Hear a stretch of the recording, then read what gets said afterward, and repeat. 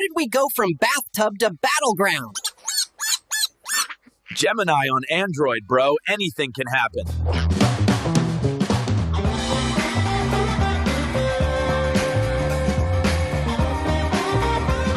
Press to create videos. Only on Android.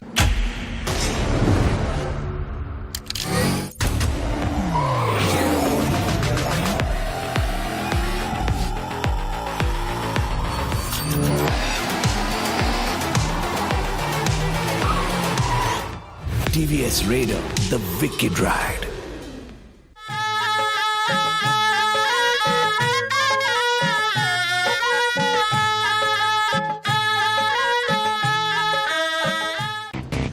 Real MVPs are not born. They practice every day. For OP moves on the field and in life. Duolingo English Test. Proud supporters of dreamers and doers.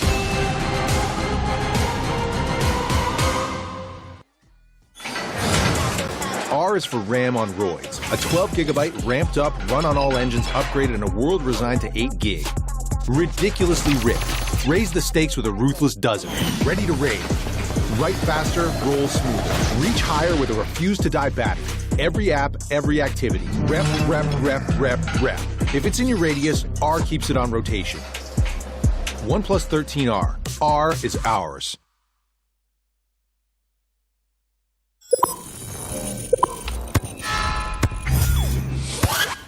Red Bull gives you wings. Bro, we're about to drop. Just a second. I need to finish this video. Ask Gemini on Android, it will give highlights.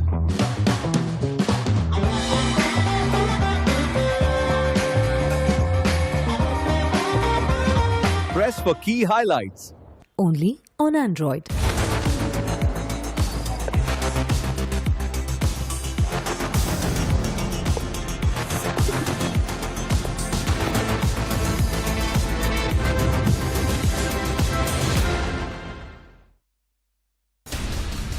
BGMI का universal MVP वापस आएगा एक blockbuster comeback के साथ। कुछ players का जमाना होता है और कुछ के बनते हैं साम्राज्य। BGMS के मंच पे ओरंगुटान की पिक्चर अभी बाकी है मेरे दोस्त।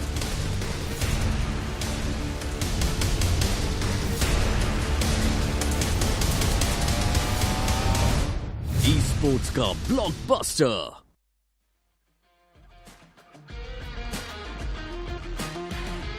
तीसरे दिन में और कल का दिन अगर रिकैप किया जाए तो सबसे धमाकेदार हेडलाइन हमें दी टीम गॉड लाइक ने, जिन्होंने उठाया अपना पहला चिकन डिनर।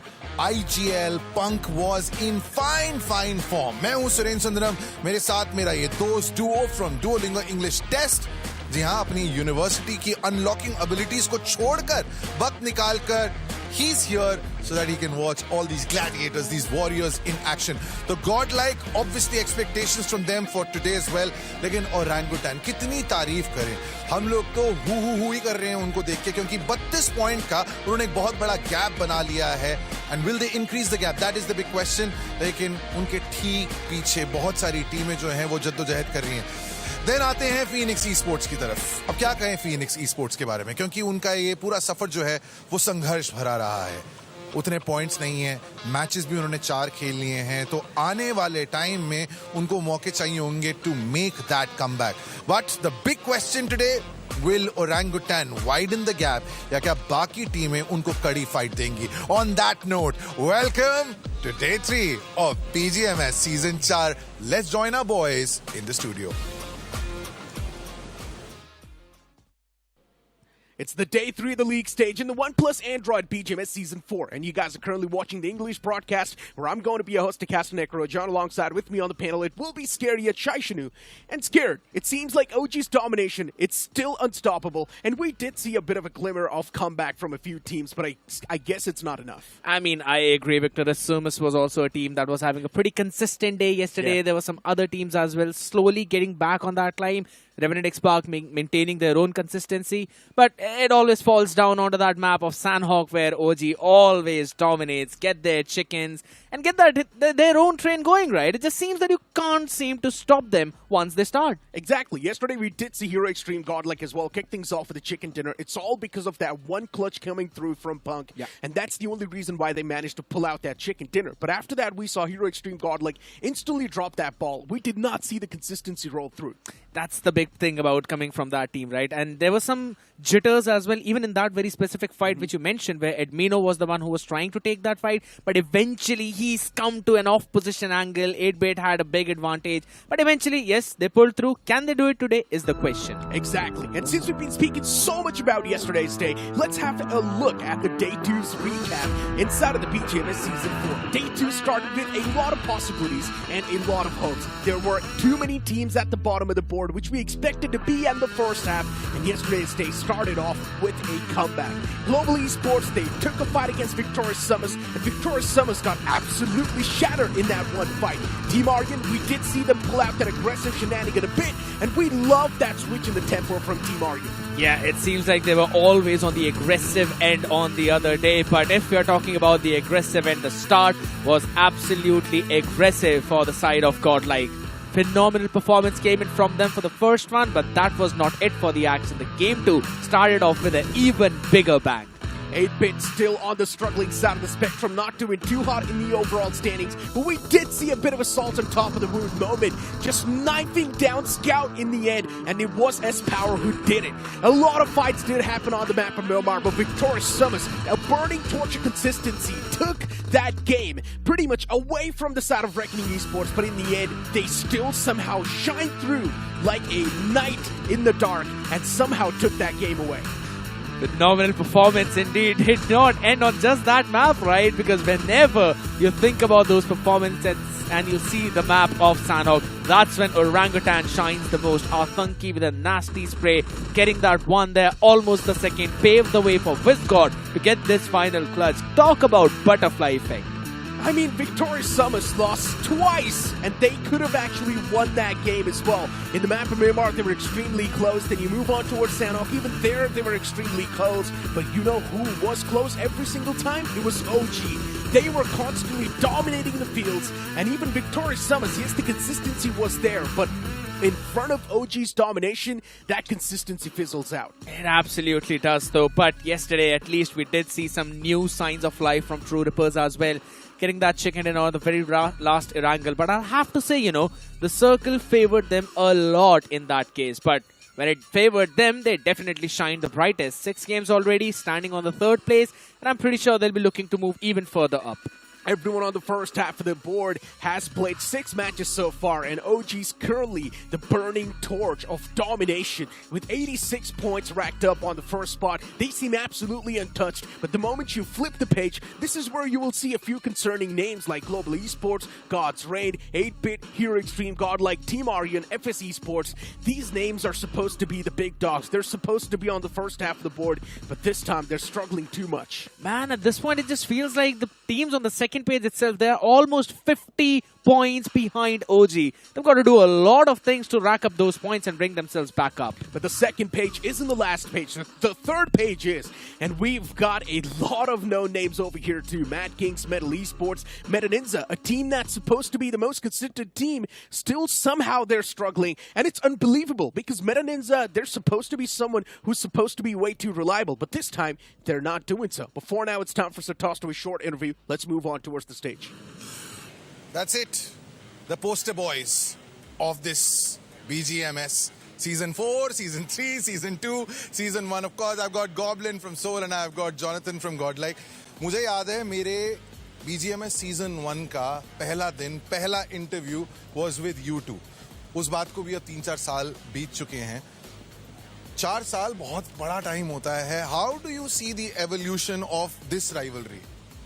तो it feels the same, I guess. अभी बहुत टाइम से हम लोग rival मतलब वो भी qualify नहीं हो रहा था, हम भी नहीं हो रहा था.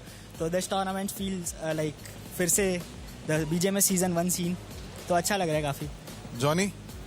Same as you said, कि Season 1, those vibes were different, and playing after a long time here in Delhi, the BGMS, so it feels really amazing. मतलब ये आपको ही पता होना चाहिए कि BGMS का कोई ऐसा सीजन नहीं होगा जहां पे इन दोनों को साथ खड़े करके हम इंटरव्यू नहीं करेंगे. Now let's talk about performance, right?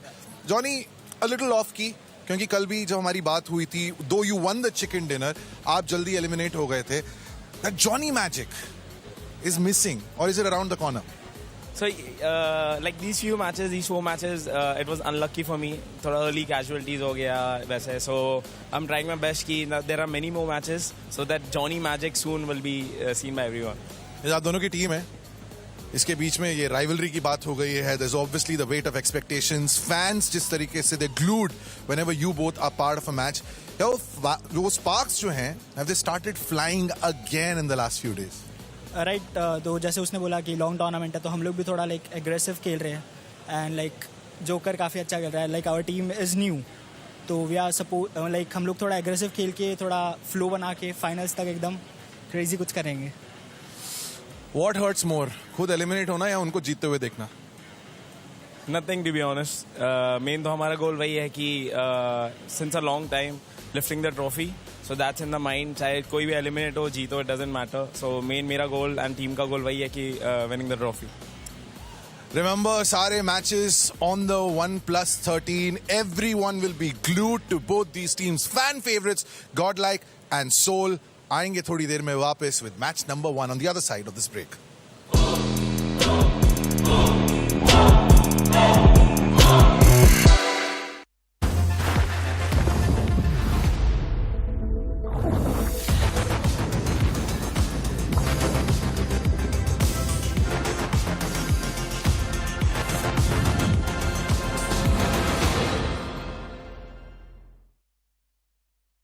How did we go from bathtub to battleground?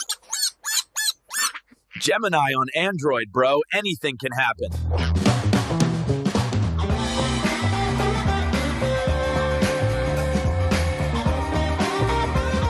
Press to create videos. Only on Android.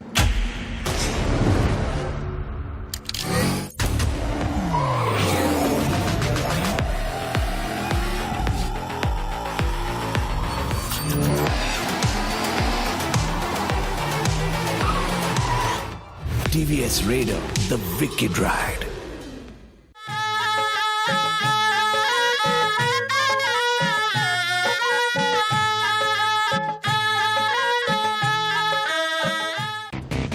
Real MVPs are not born. They practice every day. For OP moves on the field and in life. Duolingo English Test. Proud supporters of dreamers and doers.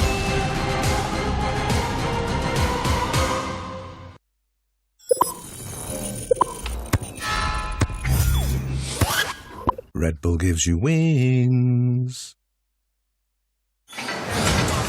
R is for RAM on roids. A 12 gigabyte ramped up, run on all engines, upgraded in a world resigned to 8 gig.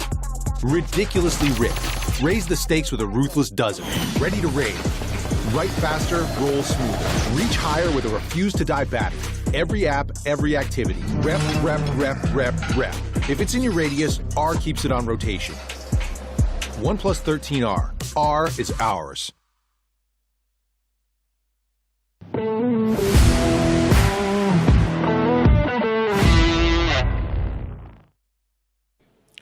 Usually, day 2 is supposed to be the day of comebacks in the grand finals. But yesterday's day, we did see a lot of comebacks too.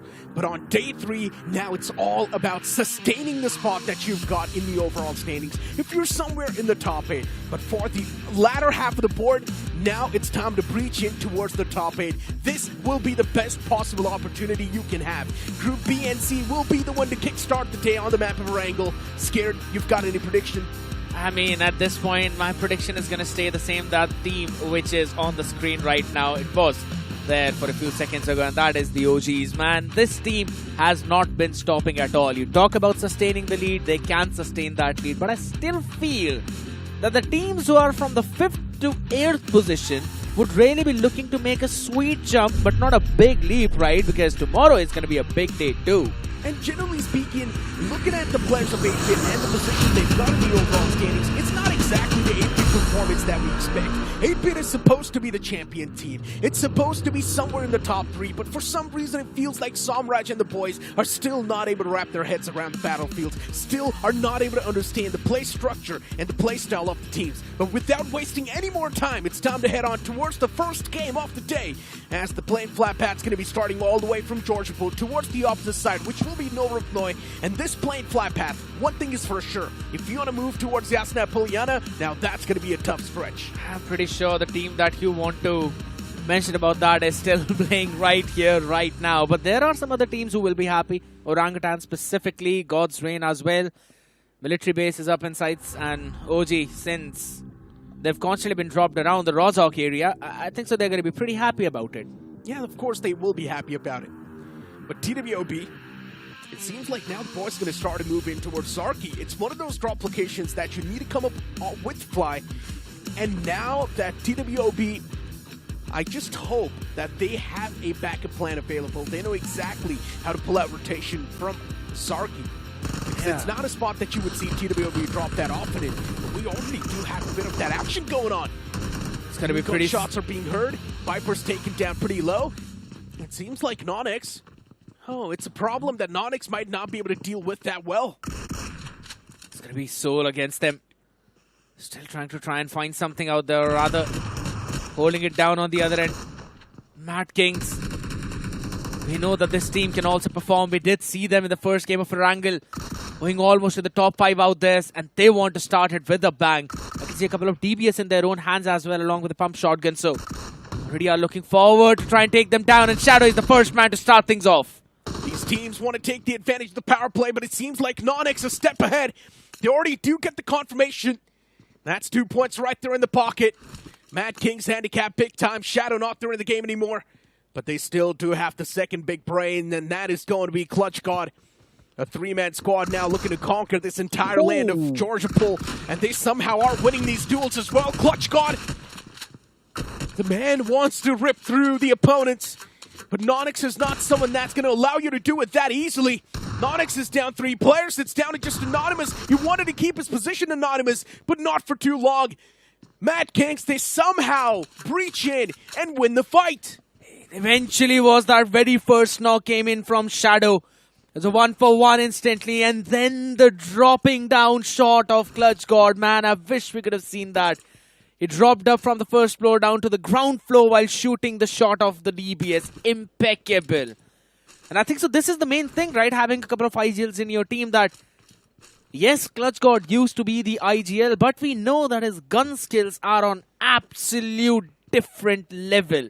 And he stands up to this name right now, but... hold on! New level! Soul! And Goblin! He's somehow slicing and dicing against the opponents! What happened over here? Genesis. Soul apparently now has 4 points in the overall tally. Insane. And Genesis Esports, a team that's been doing so good, now is going to start a struggle. They've got 33 points in the overall standings, but this game they start off with just a 2-man squad. This is going to be a tough pill to swallow for Genesis. I remember when Soul yesterday decided to take things up and take Sam against OG. They got a big beating off of them. Seems like they've decided to change their targets right now, and they want to chase down the members of Genesis. They know exactly where they're trying to head. The circle, all the way moving in on the northwestern corner. Northeastern, rather.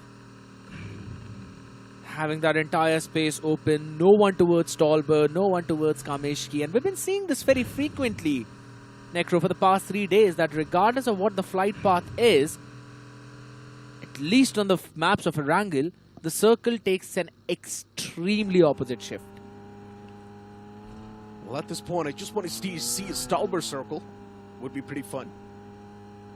It's one of those terrains that is quite tough to navigate, and especially if you want to play around those terrains, well, your best friend is going to be the hilltop, which is the Stolber itself. So let's see if that does come through, how these teams will decide to play it. Genesis Esports starting off with just a 2-man squad. It's not the best possible start for them, but it's still doable. Genesis Esports can at least play for placement points and place themselves in a decent spot in this game. They need 8 points in this game. That's all they need to sustain that spot. First, now they need to sustain through this hunting party of Soul because they want to take down that last player. They're just shooting every single thing that they've got, including that Scar right now. Goblin wants to try and burst the tire off the vehicle, and that's the best thing you can do in a chase. Not really in love. He's bursting down through the magazine so very quickly. Yeah, he's burning through a lot of ammunition. He's only got 60 bullets in the spare.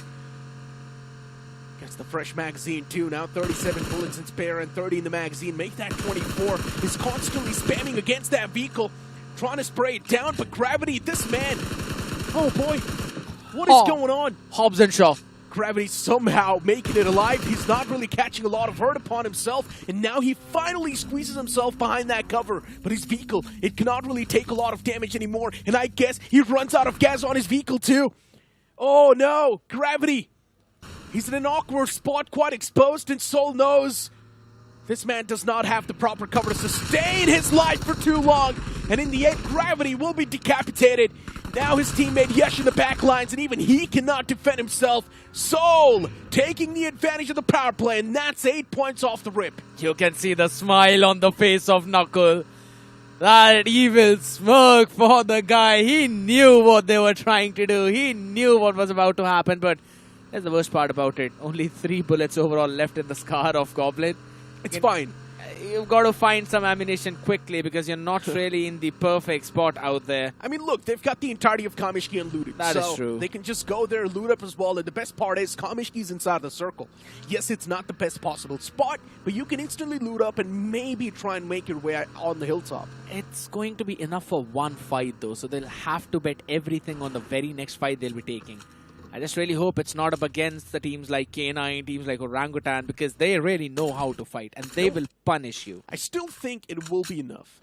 I mean, Soul will be fine. Maybe. They will get enough loot from Kamishki and the compounds around it. So it should be all good in the hood. Let's hope so. Another team that I had a lot of expectations from is K9 Esports, currently sitting on the 21st spot. And who would expect K9 Esports to be so down at the bottom? No one. K9 is supposed to be another team that should dominate this competition. But still, for some reason, K9's not able to dominate. And even I don't understand what's going on with K9. It feels like it's not the actual K9 that we see every single time. Something's changed. And the main thing that's changed, it's definitely the playstyle. I think so. It's Beast getting picked off every single time early on from the fights. It's been a while since we've actually seen him step up and take the baton, right? Honestly speaking, though, that's how K9 likes to play. K9 always loses out on a man early. Yeah, that is true. But most of the times it was like Beast at least has got one finish or at least a couple of finish or at least a good amount of damage on the knocks. That eventually makes things easy for Slug and Ninja Boy to try and clean up. That is not really happening right now. It's funny how you just completely ignored Omega. He stays behind. He's the main person who supports the team and keeps the backlines clear. No, it's not necessary. We've seen a lot of fights where Omega is the one to lead the pack. Yeah, but if you're talking about the early fights, that's when Omega is like, you know what, guys, I'm going to chill in Severny. Just go ahead, make sure that the bridge around the Georgia Pole area is cleared, find whatever scraps you can, and then we move back. I still remember. Zone shift. I love it. I asked for it, and that's what's happening. Manifesting, huh? Stalber's in contention. And once again, Soul, after getting those 8 points, if they really do want to take the maximum advantage, just go to the hilltop. Simple. They will have the high ground to play with, and they will be looking down everyone. Yep. And that intel can help them survive. The match is on, लेकिन मेरे साथ scout है. Important conversation to have क्योंकि community में scout कल को लेके कुछ बातें हो रही हैं, and there has been a little excitement over what happened with you and S Power जब उसने एक melee attack किया था machete के साथ. बातें वहाँ हो रही हैं. तुम दोनों के बीच में कुछ बात हुई है? यार हम लोग तो रोज रात को जिम जाते हैं. वो मेरे को बोल रहा था यार स्काउट में मुझे पता नहीं आप थे, मैं तो ऐसे मेडल के बंदे लेके आ गया था. बट हाँ लाइक यार दोस्त थे, दोस्त लोग मैं नहीं करेंगे तो और कौन करेगा. मेडल के साथ आप हाल ही में जुड़े हैं, एंड यू नो किसी भी टीम स्पोर्ट में केमिस्ट्री बहुत जरूरी होती है, और ऐसा लग रहा है कि वो तालमेल जो है 100% नहीं बैठी है. Does that become a factor? No I don't think so कि तालमेल नहीं बैठी है. ये 50 गेम्स का like we are playing more than 50 games, so I think ये वो है कि हम अलग अलग चीज़ें ट्राई कर रहे हैं. I think today we'll stick to basics. And first 6 games we're trying something new because our IGL is having different kind of players from different rosters. So let's see how it's going to work. Because synergy is not a big issue, to be honest. It's all about the stats. जब घर पे चीजें टूट जाती हैं हम उन्हें replace करते हैं. पुरानी टीम छोड़ा उसको एक नई टीम के साथ जुड़े. लेकिन जब पुरानी टीम अच्छा कर रही होती है वो नंबर 2 स्पॉट पे है रेवेनेंट एक्स पार्क. क्या फीलिंग आती है दिल में? I think I'm super happy for my boys, especially Sensei. I spent a lot of time with him. And one more addition in his team, that's Pierce. He has been consistent from so many years and he never got that amount of spotlight which he's getting right now. So I'm like super happy for them, to be honest. Cheers, man. Always a pleasure. Back to the match. Scout saying that he's still testing stuff out with the boys. Not knowing exactly what sort of play style to be executed in these sort of grounds, but it's understandable. You've still got a lot of more games to play in the future and a lot of days to go as well. So you do have ample amount of time to actually experiment around and get to know each other better. Marcos Gaming. They did lock horns with someone, but not for too long. Yep. As now the opponents disengage. Global Esports in a bit of a problem. 8-bit right above them. It's one of those fights we might just not see coming to fruition. It's more about applying that pressure, keeping the players of Global Esports in their own vicinity, making sure they don't really overextend. That's what 8-bit's doing. But 8-bit, they found a bit of that casualty upon themselves, and they want to go for the revival. It's not looking good. Revenant X Park on the opposite side of the spectrum. Even they can apply a bit of that pressure on Global Esports. Global Esports is in one of the worst possible spots they can ask for. In a big sandwich. Above them is 8-bit. In front of them is Revenant X Park. Where do you go? A big pinch out coming in from their side though, but there's another fight that's happening on the other side, and that's Admino right now. Fighting on a couple of members on the other side. Here's the big thing, right? Look at OG. They're at the top. They got 4 points, but they got eliminated. And I did see Manya having 4 finishes. There's Phoenix eliminated as well, and NoNx. There's quite a lot of things happening all around the board, and Admino is the man who's actually not stopping. He's got the second one of 4TR down as well, and confirmed too. 4TR are in a very bad spot right now, and Godlike is definitely not the team you'd really want to give those finishes to, as Admino wants to try and catch the third one as well out in the open. Once again, the same mistake. The man overexposes himself, wanting to go for the fight, and he almost would have been knocked out as well. Admino sometimes, oh man, he lets those emotions take over, and that's why things can get worse. K9 Esports, they're there on the opposite side, trying to gatekeep at least some of these teams. But for K9 Esports, at this point in time, they just want to play around this spot they've got. It's not the best possible spot, but it is still something that they can use to try and burn time. They've got a decent bit of compound. The only thing they really need to worry about is the team on the high ground. That's it. And that's Hero Extreme Godlike. And luckily enough for K9 Esports, Hero Extreme Godlike's got no intentions of actually going for this fight against K9. But I see Revenant X Park having some intentions to go on the fight against God's Reign.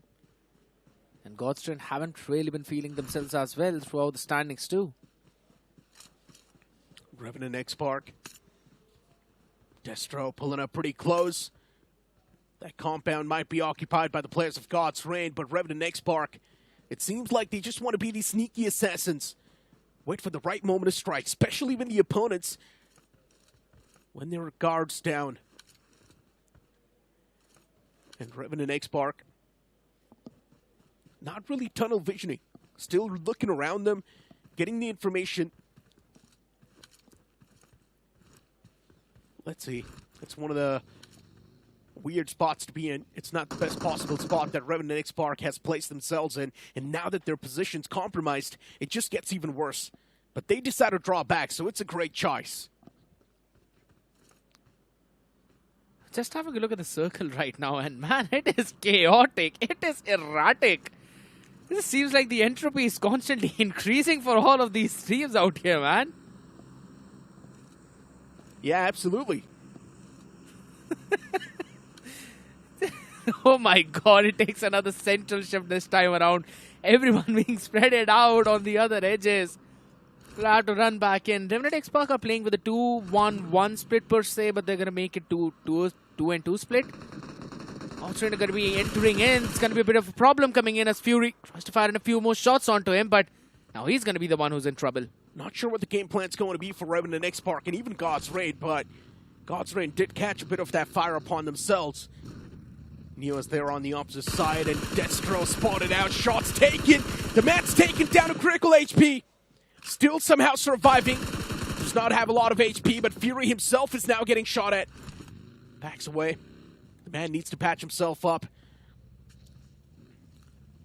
And at this point in time, we've got 5 teams being eliminated from this game, and it's just the stage 4. I mean, NINZA once again trying to execute that safe playstyle. But NINZA, this time around, executing that playstyle will be a little bit tough. They're not in the smack center, and that's how NINZA likes to play. And NINZA, there's no way for them to actually go on and take that centric part because there's no compounds available. And they'd be exposed from multiple angles as well. You talk about K9, you talk about Marcos Gaming. Global Esports are as well sitting in the center. Most of them are going to be 8-bit. We're not really fighting right away, but Godlike definitely seem to be interested in taking this fight against Soul once more. Oh, it's one of those fights that we all have been waiting for. Admino, just be careful.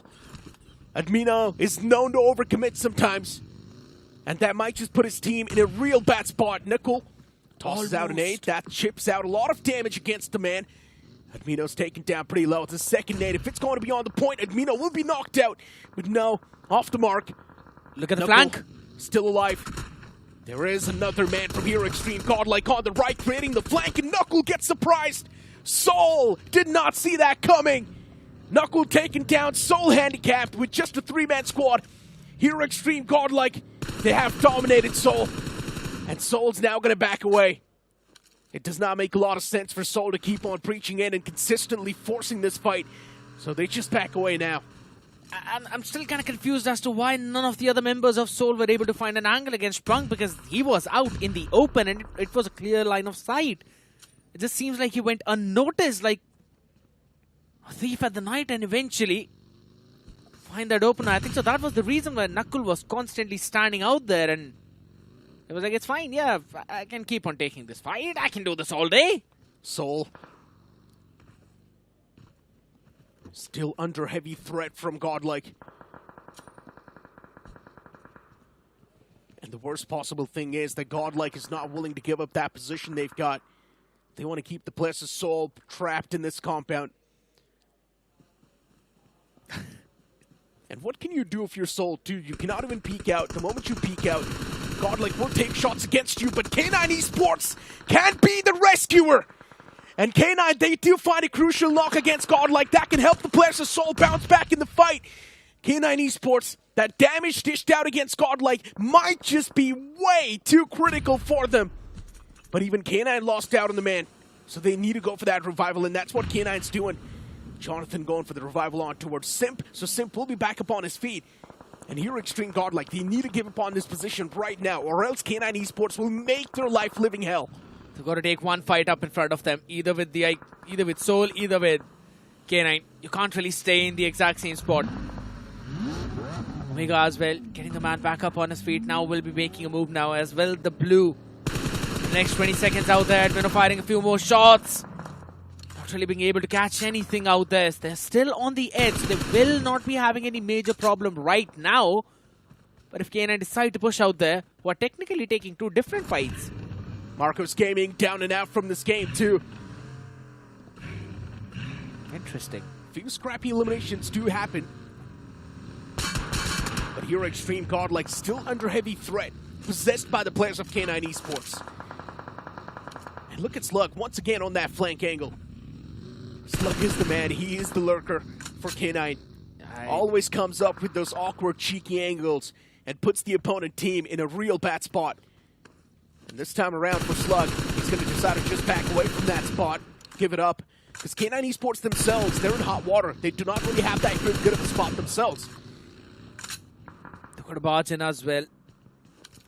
And the spot that eventually Slug gave up, sent for the vehicle, made sure that he's out of there. Down on the south as well, we are seeing constant engages coming in. Fury just getting picked off from Revenant. It's only Fierce and Trace remaining. Got to be careful about that. Out up in the open as Fierce falls in. It's down to just Race, who is not taking this fight. The call is given, survive, and it's God's Reign to take them down. God's Reign taking matters in their own hands, and even NINZA now starting to struggle. It's K9 Esports knocking on the doors, and Beard Babe might just be knocked out. He's the only glimmer of hope surviving, but TWOB, they indulge, they third party, and they are here to stop the players of K9 Esports and their wreckage. K9 at this point in time, they've got too much on their plate. They're getting shot at from all the different angles because they're too exposed. It's not the best possible spot for K9 Esports, but they need to make the most out of the worst. You've also got Hero Extreme Godlike on the quick move, and Hero Extreme Godlike, the moment they know K9 Esports is struggling, they will try to go for the third party as well. K9 is in such a bad spot, too exposed, too many line of sights upon them, and now even Hero Extreme Godlike, they decide to crash in, but K9, they somehow escape. The vehicle out there as well, they will run away, but it's still one standing up in front of everyone, and that's Beast, who will fall to another Beast on the other side. Jonathan standing up, shotgun in the hand, and that's all he needs. That's all the man needs. But Punk's buggy, it's smoking, on the verge of exploding. And looking at the surrounding grounds too, for Hero Extreme Godlike, it's not too clear. There's still Mad Kings right next to him. And I like the fact that now Soul's starting to gain confidence. Goblin splitting apart from the boys towards that another spot. Lovely. Getting intel for the team, but Godlike. Now they start striking down Mad Kings. There's just one man from Mad Kings trying to survive, but there's also Goblin who's waiting for the right moment to strike. But where is that last man from Mad Kings? That's the main question.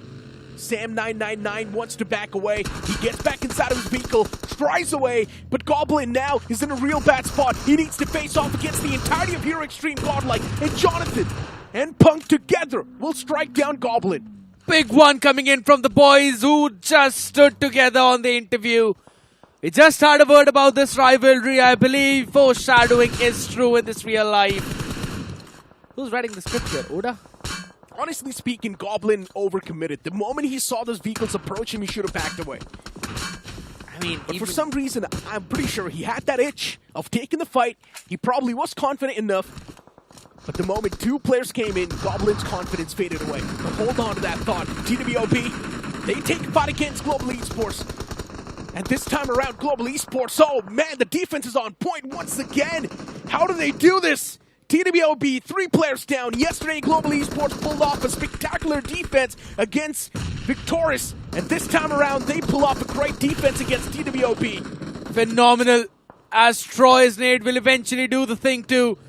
They had a bit of a support coming in from 8-bit as well from a very long range as the grounds were open up in front of them. But that's not the first one that they'd be doing. They now have to barge into circle itself. Oh, the nade bouncing off for Hermanos! Once again, same mistake. How does this man overcommit so much?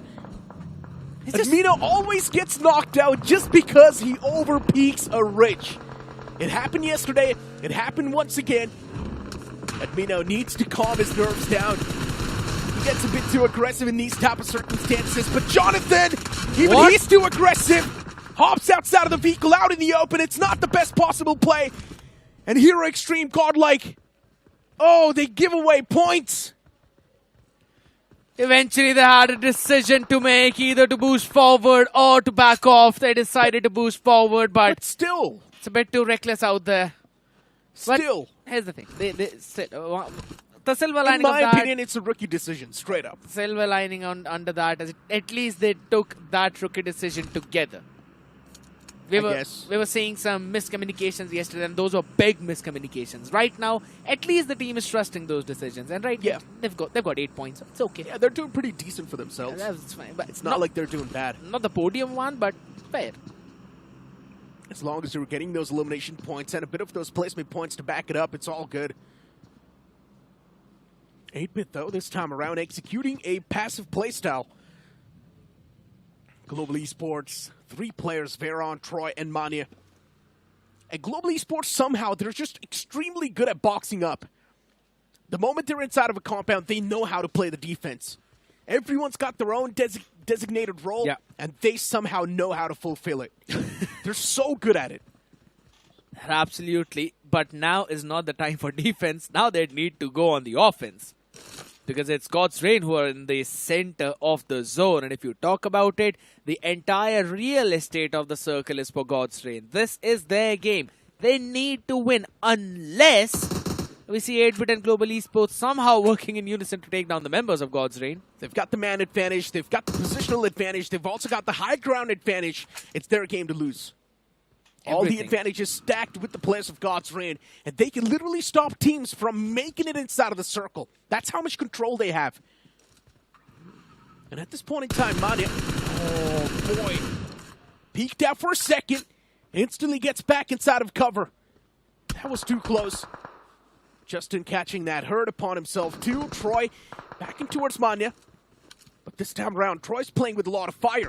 And Baron is able to thread the needle against 8-bit and able to find that crucial knock. That's going to buy enough time for the players of Global Esports to reposition. And just look at Global Esports. This is a work of art. Beautiful. They somehow make it inside of the circle. Slowly and steadily, the pressure's now starting to rise up against God's Reign. But it's going to be Neo who's going to be the big man out there. I was just about to say that he needs to take care of the last man of Soul, and that's legit. He falls down, and now he has got a big flank ankle coming in. Manya already knocked down. There's already 2 knocks, and this is the perfect call from Destro. It's a 1-on-4. Baron all by himself, and he won't be able to do anything. God's Reign, it's their playground, and they conquer it once again. Winner, winner, chicken dinner from OnePlus God's Reign. And what a way to kick off the day 3. We spoke about this. The teams on the latter half of the board, it's their time to make a catapult towards the first half. This is the best possible opportunity you can have. But for the teams in the top 8, it's your chance to sustain the spot that you've got. And so far, they're doing an okay job. Okay, it's not really the greatest considering you missed out on the power play. A lot of teams did. Well, look, Soul was also one of those teams that was there in the top 8. That was doing really good in the top 5. Soul managed to survive till the top 3. That is true. It's all good. You've got another team like Revenant X-Park that was also a part of it. Yeah, Revenant X-Park, not exactly the best possible game, but looking at their position in the overall standings, yeah, they do have a lot of cushion to work with. 1 game missed out, 1 game slipped by. It's not going to be hurting them too much. Before now, we've got a quick little interview lined up with the players of God's Reign, so let's move on and have a look at that. लोग कह रहे हैं scripted है सब scripted है तुम लोग chicken dinner ना लो ऐसा होता नहीं है ये होना लाजमी है इट्स अ गिवन दैट टेस्ट्रो की team Gods Reign chicken dinner तो निकालेगी वैसे थोड़ा लेट नहीं होगा उनकी तीसरे दिन आया चिकन डिनर हमारा डे 1 कभी अच्छा नहीं जाता तो डे 2 से हमारा स्टार्ट होता है एंड वो ये धीरे धीरे हम पेस पकड़ रहे हैं थोड़ा ट्राई कर रहे हैं मिस्टेक्स कम करें अडेप्ट करने का ट्राई कर रहे हैं फिक्सेस से कुछ बात हो रही थी तुम्हारी कि फिक्सेस भाई आज एक चिकन डिनर तो निकालना था वो भी हंस रहा है ठीक है तो एक चिकन डिनर तो निकल गया कोटा पूरा हो गया मैंने से मजाक मजाक में बोला था 4 चिकन लेंगे 4 तो मैच भी नहीं हमारे बट ओवरऑल डेस्ट्रो जो 2 दिन एक दिन तो हम लोग होटल में भी मिले थे जब पहला दिन था वो खत्म हो गया था टीम जो है वो हमेशा कूल काम कोई ऐसा पॉलिटिक्स नहीं कोई ऐसी गलोच वगैरह नहीं चल रही है I mean how do you manage your team कि सब कुछ वैसा ही रहे जैसे हम लोग पिछले कुछ सीजन से देखते हुए आ रहे हैं मतलब आई बिलीव गेम खेलने पे ध्यान देना चाहिए बाकी सबके साथ अच्छे से रहो आउटसाइड द गेम एंड वही चीज़ में हम बिलीव करते हैं एंड हम अपने से मतलब रखते हैं अपने आप को इम्प्रूव करना है अच्छा खेलना है एंड वही है खुद के लिए कर रहे हैं जो कर रहे हैं ज़्यादा सोचते नहीं हम ट्रॉफी मैग्नेट की टीम ने उठा लिया है एक और chicken dinner to start off proceedings okay बाकी टीम है how they going to buck up we'll find out when match 2 begins in just a little bit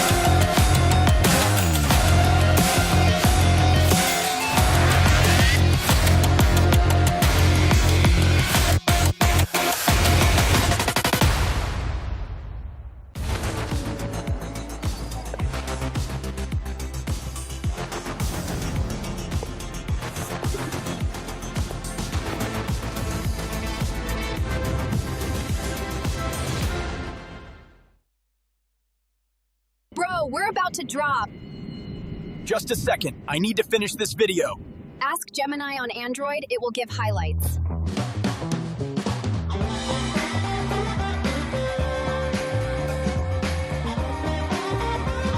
Press for key highlights. Only on Android.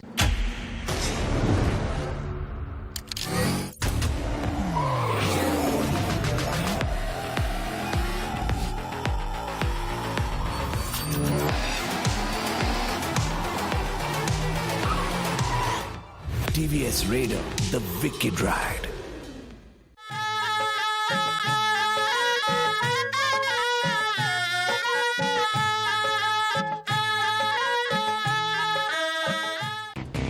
Real MVPs are not born. They practice every day. For OP moves on the field and in life. Duolingo English Test. Proud supporters of dreamers and doers.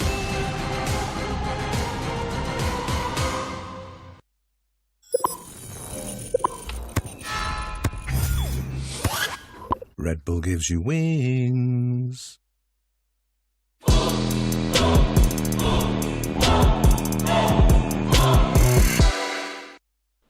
After kicking the day off on such a solid note, God's Reign now is going to be looking pretty impeccable in the overall standings. But still, the usual suspects are there on the latter half of the board, trying to find the momentum that they're supposed to. But I also love the fact that Seoul was able to play that pretty well. And even Global Esports, once again, the way they protected themselves till the end, now that's what you call a Global Esports performance. But if you guys want to keep your app and data safe, you guys should go ahead and check out the Google Play Protect as well. It's going to help you quite a bit on your apps and data, keeping them safe. But back towards the conversation that we're having, Global Esports is doing pretty great. Yeah. You've also got OG. Yeah, I mean, the previous game was not that great, but looking at their position in the overall standings, they're still untouched. At this point, I mean, that's a 30-point buffer for them, so they might not mind that either ways. Plus, they got 4 finishes after that.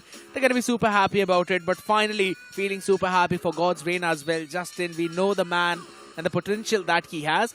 Got 5 finishes already with 45% finish contribution. That means the team at least managed to grab 12 finishes for them. That's a pretty solid start for the day. And this is how God's Reign played in the Season 3 as well. Yeah. God's Reign wasn't really someone that was taking the early game fights that were not really taking the advantage of the power play. They instead were trying to play it as safe as possible till the final few moments and then go for the chicken dinner. Yeah. But that sort of play style did get them late in the tournament but did not get them the trophy. And in my opinion, to get the trophy, you need to be someone to take the advantage of the power play. Yeah, at this point, I feel like, the peak performance was all the way back in Season 2 as well. But that was also pretty close when we actually compare it to the members of OG right now. And OG are in a different form. But stars of the match, the people who were in the different form, absolutely going in for God's Reign. Justin, to be honest, for 2 of them, the MVP as well as the one who was able to get that finisher. Beast from iQOO 8-bit is going to get that one rescue for himself. I mean, it's pretty okay performance from 8-bit, but we did not really see some flashy plays from them. I mean, off the rip, we saw Seoul just take the fight up close and personal against Genesis Esports. And how can we forget that chase, which lasted the longest?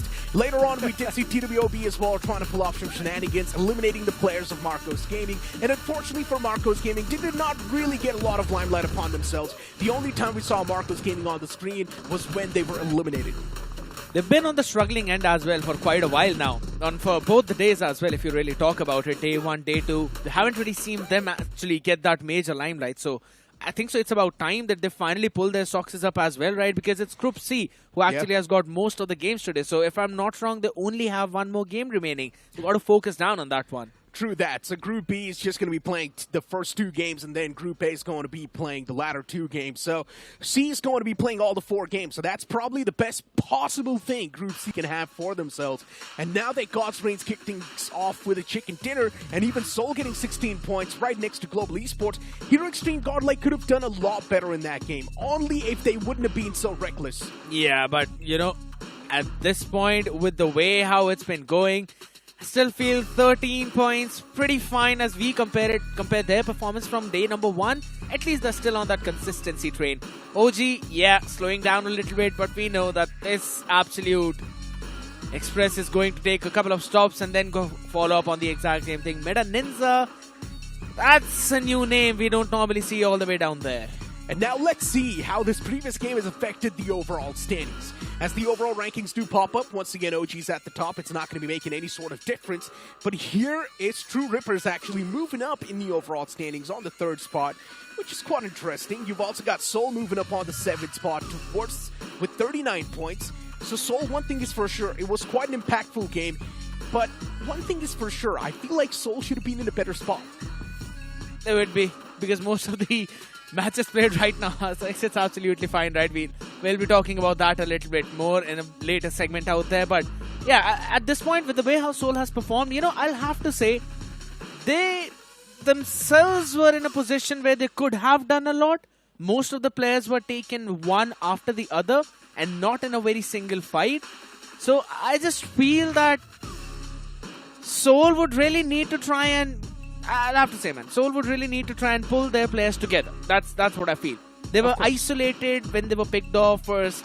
It was Knuckle to be picked off, then it was Goblin to be taken down as well. Legit was the only last remaining player that was standing.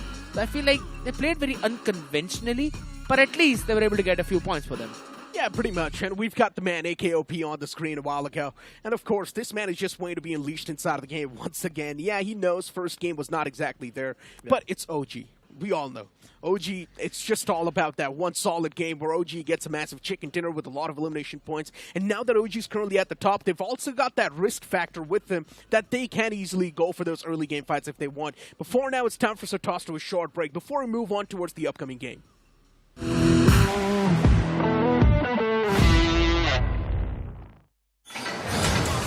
R is for RAM on roids. A 12GB ramped up, run on all engines, upgraded in a world resigned to 8 gig. Ridiculously ripped. Raise the stakes with a ruthless dozen. Ready to raid. Write faster, roll smoother. Reach higher with a refuse to die battery. Every app, every activity. Rep, rep, rep, rep, rep. If it's in your radius, R keeps it on rotation. OnePlus 13R. R is ours. How did we go from bathtub to battleground? Gemini on Android, bro. Anything can happen.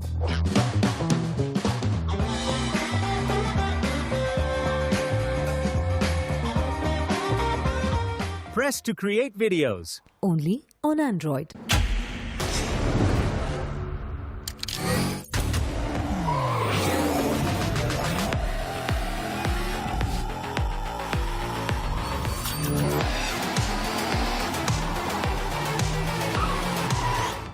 TVS Raider, the wicked ride.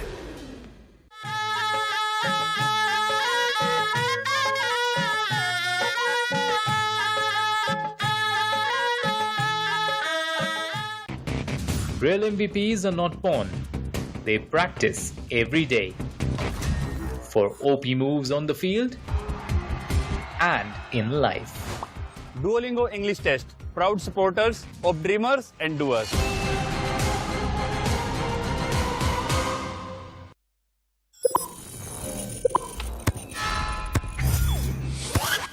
Red Bull gives you wings.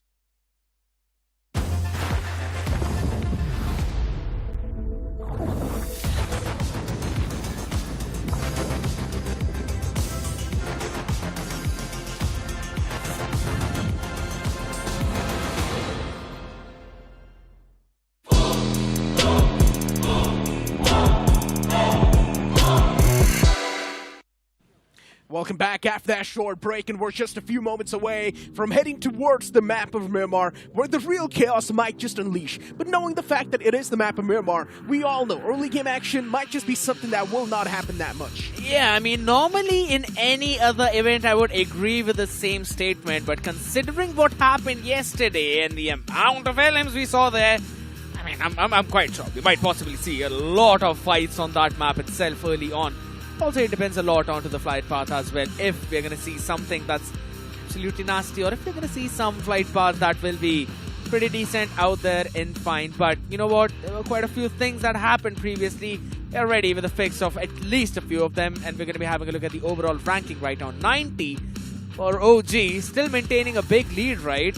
If I'm not wrong, 33 points. Still going pretty strong. Yeah, I mean, these are the updated overall standings after the game one that happened a while ago. And look at God's Reign. What a catapult that is. Nice. In the top 3 directly with 55 points now. That's remarkable. And even Soul's doing extremely good inside of the top 8. This is what you like to see. The known names once again at the top. The teams that are supposed to dominating the playfield. But you cannot take away the games, even from teams like NINZA, 4TR, Likitha Esports, Phoenix Esports. These are supposed to be the dark horses that can shine through any time. Yeah, that's the main thing right now, because this is the big thing. NINZA all the way down on the last page, and that too in the bottom 5. Yeah, you've basically got to pull your own socks up right now. Well, at this point, one thing is for sure, that you guys should get your hands on the OnePlus 13R. That is the devices the players are playing on, and one thing is for sure, they're having the smoothest gaming experience of their lives. So I'd recommend you guys to move on and check out the OnePlus 13R. This device is absolutely great for BGMI gaming. I mean, I'm pretty sure that OG are using that device exactly to try and catapult them up so far ahead in the leaderboard that even a bad game is absolutely fine for them. No one's really catching up. Most of the teams are still catching up to the same thing, right? I believe we are going on with the exact same storyline, but I'm pretty sure that this time it's going to be changed. 8-bit, we did see a small leap for them, and Miramar could be that map where they can take a big one. Exactly, but now it's time to move on towards the second game of the day. As the plane's going to be starting all the way from Oasis towards the southern side, which will be Minas del Sur. This plane flat pad tilted towards the left side of the map. If the teams do want to move in towards the extreme right, yes, it will be a tough stretch, but it's not impossible. I mean, it's going to be pretty smooth, right? No, they're mostly going to pick up those vehicles, take those roads in, go towards Impala, Puerto Paraíso. Not a big thing. Easy for them to make that run out. Chumacera is already on the way, so OG is going to be pretty happy about it. Not like taking an early exit. Soul as well, jumping out early on from that plane. Genesis moving towards Torre Ahumada. You're going to drop around some of the same areas. Got like with a weird drop right now. 3 together, and then there's Simp going all the way alone towards the northern part of Cruz del Valle. Exactly. You've got God's Reign 2 now. It seems like once again they're going to try to execute that passive playstyle, drop towards their drop location, get their loot up, and then directly try and play from the edges for as long as possible, wait for the other teams to duke it out against each other, stay outside of the action. That's how God's Reign's been playing inside of the BGMS. It's not just this season, that's what they did even in the previous season. It's now a strat that they just copy-paste inside of the BGMS every single time. I'm pretty worried of Simp out there though, all the way up. If Genesis decide to go on a hunt, they might actually catch him. Unconventional circle coming in out there, tilted towards the Western Hemisphere, but still having most of the teams out there in the circle. Not really any major problem. A bit of a drop clash with K9 Esports. TWOB. This is going to be an interesting fight. Marcos Gaming. Previous game wasn't that great, but a drop clash inside of Hacienda del Patron, it's not something you see that often. But whenever you see it, you know it's going to be an absolute blast. K9, this nade's going to be on point. Deals a lot of damage to Superman, but it's not a knock yet. Superman taken down low. The man needs to get his hands on the meds as well, while K9 Esports stacking up on loot. Because they need to be ready for war. The good thing is that the players have got those level 3 helmets as well. I saw level 3 vests too, so that's going to help a lot. Specifically considering that you do not really have a lot of well-equipped shotguns in your own hands. That's going to be the big thing. But Revenant X-Park currently taking down the members of NoNx. Fierce was the first one to find the opening. But quickly, Fury joining into that mix as well along with Trace. Sensei, solid stuff. The only man who's left, but I'm pretty sure they'd be fine hunting down this last member in Picardo. Yeah, Revenant X-Park. That's 6 points right there. And there's a reason why this team is still in the top 2, by the way. Once again, claiming these 6 points will give them a good assurity that that second spot's not going to be stolen away by anyone else. If they do manage to find the last one as well from NoNx, well, that's going to be the added 2 points. 8 points towards the overall standings from that squad wipe. While Marcus Gaming still too busy taking a fight against K9. Marcos Gaming keeping themselves pinned down towards this upper floor. K9 Esports as well, holding their angles tight. Ninja Boy wants to push up. On the back of that flash, Slug moves up. Slow and steady maneuver. K9 Esports clearing out angles. But K9 does not exactly know how to breach in. That's the main problem. They know there are shotguns. And shotguns are way too deadly with a third-person perspective. And the only way you can flush out a player is on the back of the utilities, but that's what K9 Esports is lacking. Same thing could be said for Marcos Gaming as well. To be honest, at this point, I think K9 has got much better loot than Marcos. I can clearly see those level 3 guys stacked up. TBS as well in the hands, while on the other side, you've got a Uzi. Yeah, Marcos Gaming, they've got the advantage since they're the one to defend. I mean, I don't know if it's going to be that good, dude. Yeah, you've got the pump shotgun, 2 shots out there in the muzzle, but level 1 helmet. Yeah. And for how long can you hold this position, right? There's going to be sooner or later when one or the other team will run out of patience. Yes, you can try and hold down for a long period of time, but since you don't have a lot of heals, even the blue will do a lot of damage to you. Just by looking at the positions, on paper right now, Marcos Gaming has the advantage. They're holding a choke point. And the only way K9 Esports can actually push up and take down Marcos Gaming is to go through that choke point. And since there is a crossfire, it will be broken now. Slug! What was this off angle? A 3x on Vector. Destroys that crossfire. And now K9 Esports, they're going to be on the move. These off angles, they really do catch the players of Marcos Gaming off guard. But Superman, he replies back with the UMP-45, and he finds the second knock as well. What just happened? Marcos Gaming, they somehow break through the shackles. This deadlock of K9 Esports, it won't last for too long. The final 2 men of Marcos Gaming, they know exactly what needs to be done. But their position's compromised. This Molotov, it's going to spread soon. Superman's position's not known yet, and Slug's got no clue. He's going to push up close and personal with that TBS. There is a man from Marcos Gaming on the opposite side. Omega finds Superman. Now it's down to just that one last glimmer of hope from Marcos Gaming. But can he survive for long? That's the question. Slug is, well, the only glimmer of hope. A 1v1 inside of Hacienda del Patron. Slug wants to take down the final man, but no, instead, it is Naughty who nods his head and eliminate the last man of K9 Esports. He's got to quickly go and revive his last man as well because TWOB are in the close fray. They're going to be going in for that, and Pukar, he wants to try and bring this third party in quickly. Running it all the way down to try and find where the members are. I mean, Marcos have got the revival in, but this was a big, big blow to both of them. The first opener, insane. But then quick trades coming in, Superman's off angle, and then the fight being won just like that. Man, that UMP-45 spray was such a... It was delicious to watch, I'd say. It indeed was great. But Marcos Gaming, they do not have enough men to try and defend this ground. A 2-man squad, no meds as well. One of the players from Marcos Gaming is taken down extremely low. And even Naughty falls down, the stronger one. And just like that, Marcos Gaming, they poof into thin air. Power play still active, by the way. Marcos Gaming did get their fair share amount of points, so it's good enough for Marcos Gaming. 8 points in the overall standings. That's a great way to get an exit. They'd be absolutely happy about that. 8 points, picture perfect. And now TWOB, they quickly get their share of 4 points. A bit happy about that, but a lot of teams have heard that commotion. And there's 2 major points being made out there. Hunter's panning? Yeah.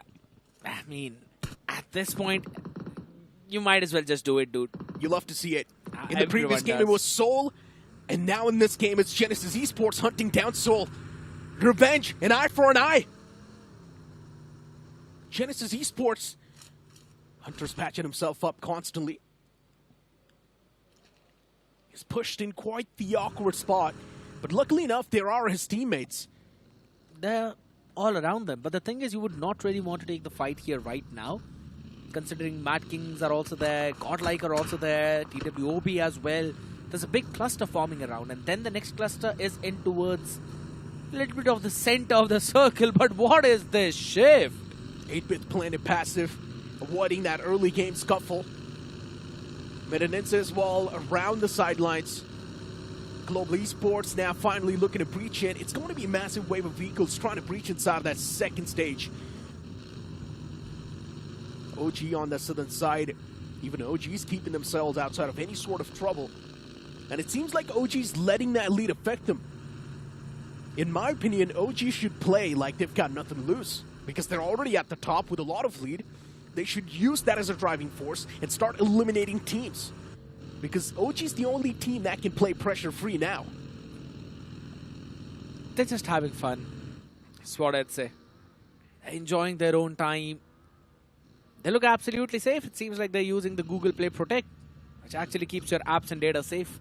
Yeah, it's not going to keep you safe in BGMI, though. So, do not think that if you install Google Play Protect, you will just never die in BGMI. No, that's not how it works. You've got to make sure that you've got your skills up on par for that. And Orangutan, they have proven themselves on multiple times. But yeah, BGMS, you know, you can pick up all the trophies that you want, but this exact trophy is the one that they would really want to pick up, considering what happened in Season 2. Yeah, they've got a deep past. A wound. But let's see, though. Usually a team, if they perform in the league stage, they do not end up performing in the grand finals. That's how it is in the BGMI world. They just have to make sure that they're in the top 4. I guess. 4th place. But honestly speaking, if they're going to be in the top 4, but then there's going to be a bit of a gap before we head inside of the grand finals. And that gap can actually affect their form. Couple of days, I agree. So you might as well have them in the semi-finals? I guess. Could be. For OG, even if they do end up going inside of the semi-finals with this sort of a form, yeah, no one's going to be stopping them from reaching the grand finals. Let's be honest. If this form continues throughout the league stage and throughout the semi-finals, or rather even the grand finals. That's the thing, right? The league stage is such a long stage that anything can happen. The team at the top can be at the bottom at the end of the league stage. That's how long it is. So many games that you've got to play. 8 games overall in every 3 days. Yeah, keep doing the math, people. I haven't really been the brightest there. 4 games for 21 days.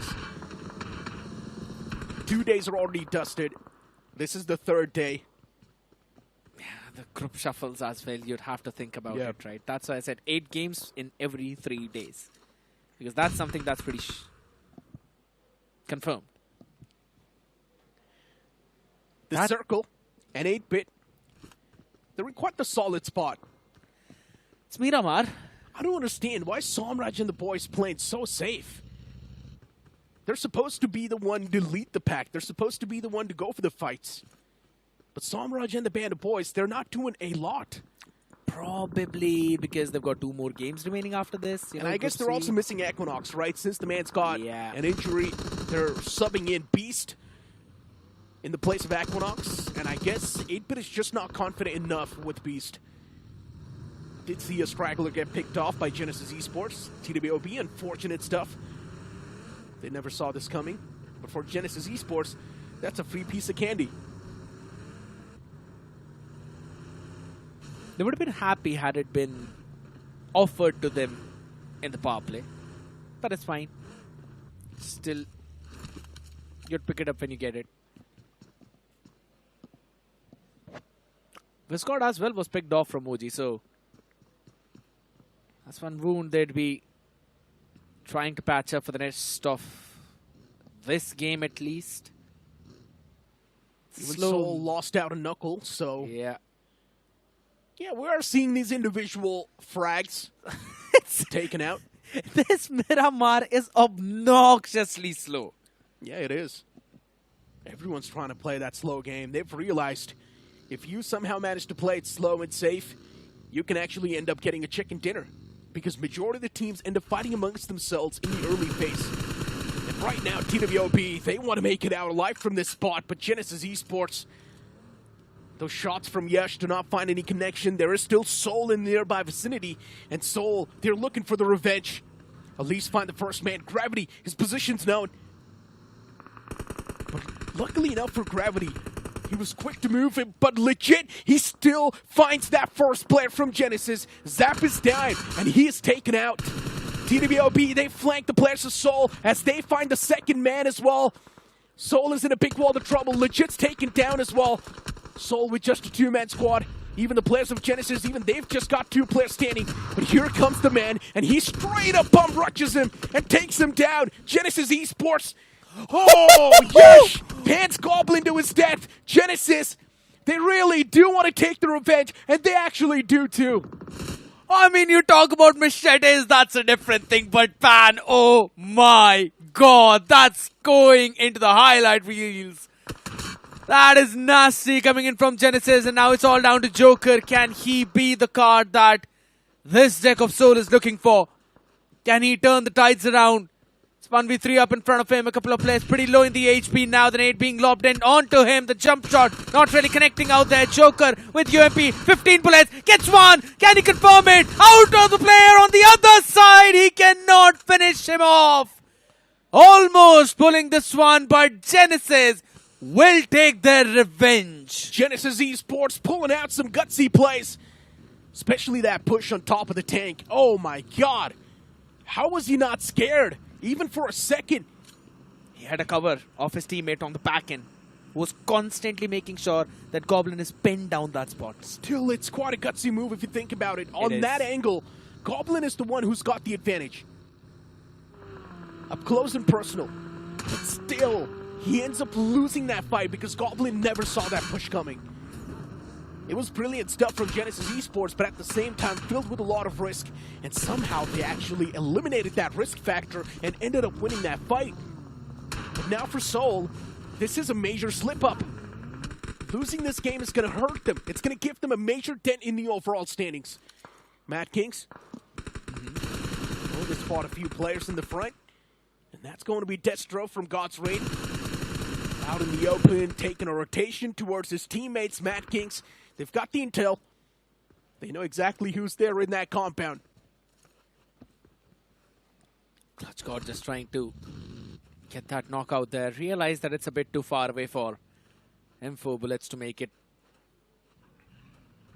Rather just save the ammo for himself. Shadow doesn't really have a lot of it. Only 140.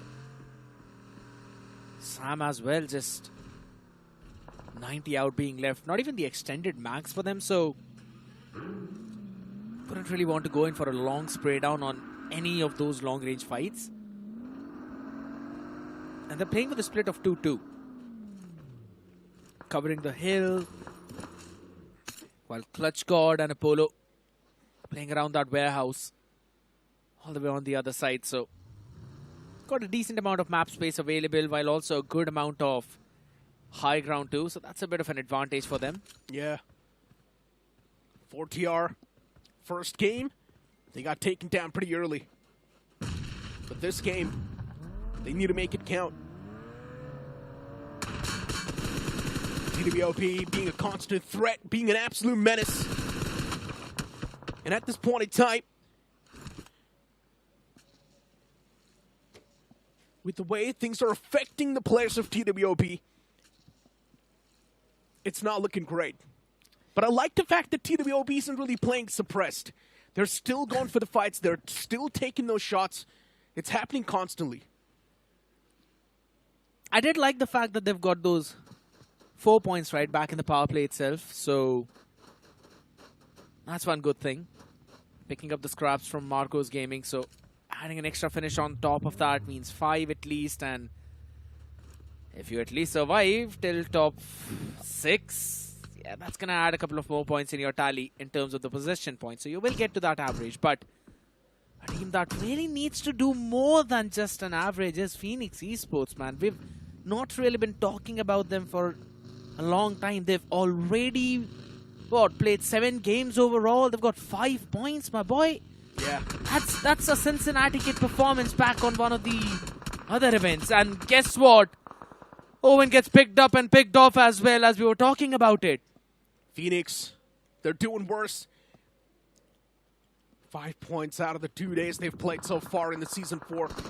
And Phoenix Esports, the moment you expect improvement, they just get even worse. It's not the Phoenix Esports we all wanted to see. A team with so much potential, not able to rise up from the ashes. I mean, it's concerning. Extremely concerning. There's 4 TR right on top of their heads. Phoenix Esports handicapped.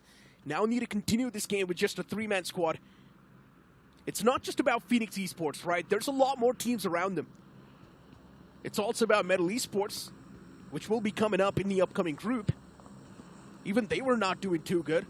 You've also got 4TR. They are currently playing in this group, but at least they've got more points than Phoenix Esports, so they've got a foundation set up. But look at what's going on here. Global Esports, they might have just stretched a bit too much.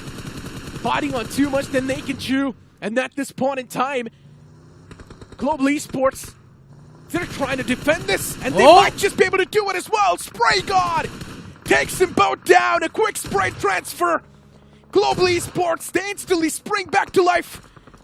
They can still do this. Baron's knocked out, but he might just be out of reach. But a 2-man squad from Global Esports can still get things under control.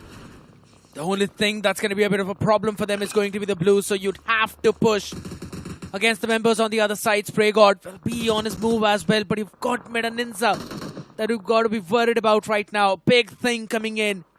Revenant X-Park still able to defend their own ground, but can Phoenix do the same? So looking at red hot form right now. Shots being fired onto his teammates out in the open. Did not really want to stand out here considering the push that you want to make. Oh, he barely makes it.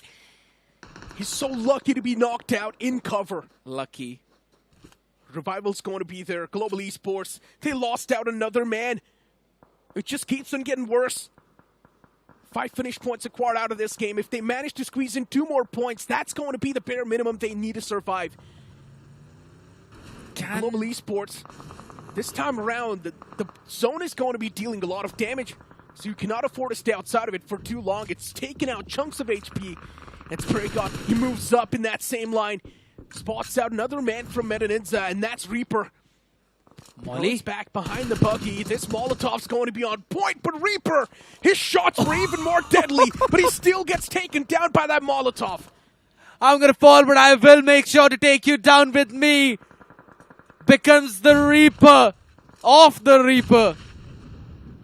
The Spray God play, absolutely insane. And Z-God, another God standing on the other side right now, trying to win, but it's a nade blasting under his feet.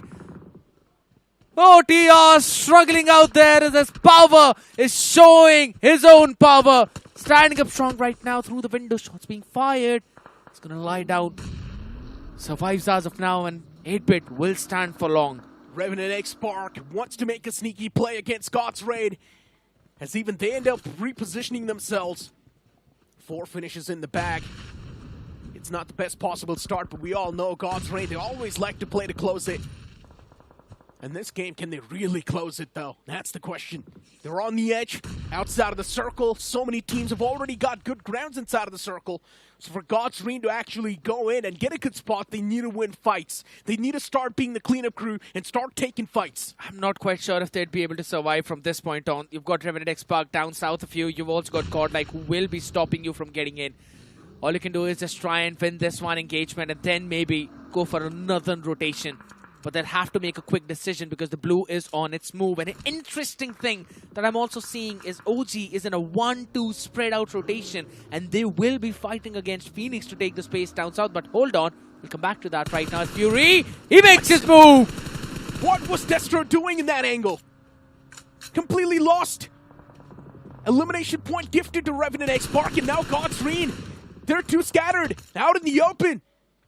It seems like an absolute feast is ready for Revenant X-Park. God's Rain's exposed right in front of the players of Revenant X-Park. And Revenant X-Park can easily just chew on them, devour them one after one. But God's Rain now just playing completely for cover fires. That's it. They're providing that cover fire. Because the big thing is they are inside the zone.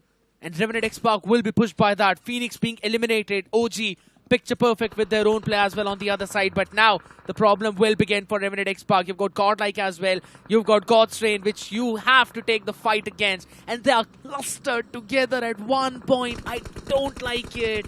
Utilities are going to be essential. They will be crucial, and they need to find the right connection as well. God's Reign missing their nades, and this is where God's Reign, this time, their gunpowder answers. As they strike down one of the player. Firepower is important, but utility placement from Revenant X-Park can still change the entire course of the action. And Revenant X-Park, now they also need to worry about the players of Hero Extreme. Godlike, God's Reign in a big wall of trouble. Genesis Esports from the back line starting to strike. God's Reign, it's not looking good for them. In a big sandwich, in a big pickle. Revenant X-Park, somehow they are still surviving and looking comfy enough to actually shut down the entirety of God's Reign. There's Neo going for the revival right underneath that cliff. And this ridge is the only thing protecting the players of Godlike. And look at Admino. He pushes up in the back his lurk. It's insane. He might be able to claim the two-piece, but Admino, does he know that there's another man of Revenant X-Park on the right side? And maybe he does. Yeah. And they toss towards that direction. It's not going to confirm anything. But instead, Trey Scott, he still gets shut down. It's Genesis on all the way from the back end. That one big cover fire was pretty big right now, and Godlike should understand that they cannot really take this fight against God's Reign. Genesis will take them down. So it's a fire on your face from two different directions right now, but they can definitely utilize some help that might come in from Sam if he decides to go in for it. But guess what? Genesis says that we will devour God's Reign. We are the Godslayers right now as Justin falls down and Neo is barely surviving by the skin of his teeth. Neo is going to try to go for the revival, but this nade! It's perfect! Gets the confirmation and a knock against Neo. Oh! God's Reign absolutely obliterated Genesis Esports. Precision with the utilities is something that you need. And Genesis proving that utility utilization is extremely important in the pro circuit. Hunters. Just absolutely insane knight in the shining armor for Genesis. Might as well just change his name to Savior because that's the thing he's been doing for his team to keep them afloat in the overall ranking. 4 finishes already. This man is just out of everyone else's leagues right now, and Genesis will still survive. But can OG do the same? Can they take down the powerhouses like 8-bit right in front of them without AKOP, or rather hopping back in as well from behind? He was knocked out by 8-bit. They would want to take that revenge. 8-bit's playing this completely defensively. They're holding angles, waiting for OG to make some sort of mistake and push up. And that will happen soon. Those nades. S-Power, this Molotov. No, instead he mollies himself. Massive mistake. S-Power pushed outside of his comfort zone by himself. And now because of that, 8-bit needs to give up a bit of that territory in the compound. That defensive play that the players of 8-bit wanted to make. Now it's going to be tough to execute because OG will have a piece of that compound to themselves. Doesn't really have the first aid kits as well, so it's going to be the bandages that he'll have to do for him. So he'll be out for the fight for a while. And in the meantime, Godlike on the other end are the ones who are making some moves. Oh, look at Aru. Slow and steady movement. OG wants to surprise 8-bit. This nade? The nade is only tossed to force the player out of his comfort zone. It was a flashbang. And Beast backs away. Did his job. Just look at the way OG's playing this. It's so systematic. Utilizing utilities to make sure that the opponents will give up space and forcing them outside of their comfort zones every single time so that they won't just walk into a trap. Hero Extreme Godlike, though. Now they need to get rid of the players of Mad Kings, and not just them, even the players of Genesis Esports. It will be a tough fight to execute, but it's not impossible. And Hero Extreme Godlike, they've got the man number 2. I don't know if they know about Sam being there in that position. That's a big thing. They're not really checking him out. They're not making their move. Sam has not fired a single shot right now, and that's not the only lurker around. You also have Avi from TWOB who can ruin the dreams of OG right now. Honestly speaking, though, given the position Sam has, he's too exposed. I don't think he will be able to do a lot of damage. Maybe he will be able to get one knock, but he will instantly be traded because he does not have proper cover. Look at where AK is. Oh my god, that is so smart. Just standing onto that ledge, dodging the entire Molotov barrage. That is absolutely big, but guess what? I was talking about Avi, but it was Atanki to try and clear things off as Godlike make their own move as well. Constantly taking those fights again. Both the teams, or rather all four of these teams, are now locking horn against each other. Hero Extreme, Godlike. Precise moves. Playing to get the win in their hands. Claim the chicken dinner. 8-Bit, OG will be in their way, but now 8-Bit, they've got a bit of a trouble themselves. And that's going to be by the name of OG. 8-Bit, they still somehow strike, gets power. He's the one to kick things off and also hand over the advantage, but 8-Bit, the problems will still continue. Raiden, he finds a return knock, and now it's taken down to a 1v1. And Raiden, he somehow clutches it for the boys, but he needs to get the revival on Beast. Will that be possible? Does he have enough time? It's the best time for Godlike to try and make their move, understanding that it's 8-Bit who are down and bleeding. 2.5 minutes right now left, and Sam, I told everyone he's still sitting down there, but he will fall down, not before ruining the game, and it's of Admino, the spearhead. He's still surviving by the skin of his teeth, and he will finally be taken down, though it's Genesis who's left, and Godlike will collect the scraps. It's fine. Godlike is still going to win. I told you. Yes, he is there, but he won't be able to have a lot of impact. He did take away one player, but in the end, it was taken down to a 3v1v1. So for Hero Extreme Godlike, yeah, they were destined to win this game no matter what. But still, phenomenal. This is a sort of game that you really need to bring the momentum back in your hands. But Hero Extreme Godlike were playing this pretty passive. They were playing it for the win, and then in the final few moments, they decided to step outside of their comfort zone and be a little bit aggressive and claim those elimination points. But this is what everyone's now starting to realize. Everyone's realizing this, that inside of the BGMS, everyone takes those early game fights and ends up eliminating themselves. So let's just try to play it passive, and let's just try to play for the chicken dinner. That's the thing, right? If you go in for the early fights as well, you get 8 points. If you end up surviving through a lot of barrage and chaos, that's when you get some even more fights. But if that does not happen, yeah, might as well just go in for that one final blow to get that chicken dinner for yourself. This one push against Genesis was so good. Understanding that Hunters is isolated up on top of that hill, they eventually rushed in, but this last stand of Raiden is what stole the show. But hey, now it's time for us to toss to a short interview with the players of Hero Extreme Godlike.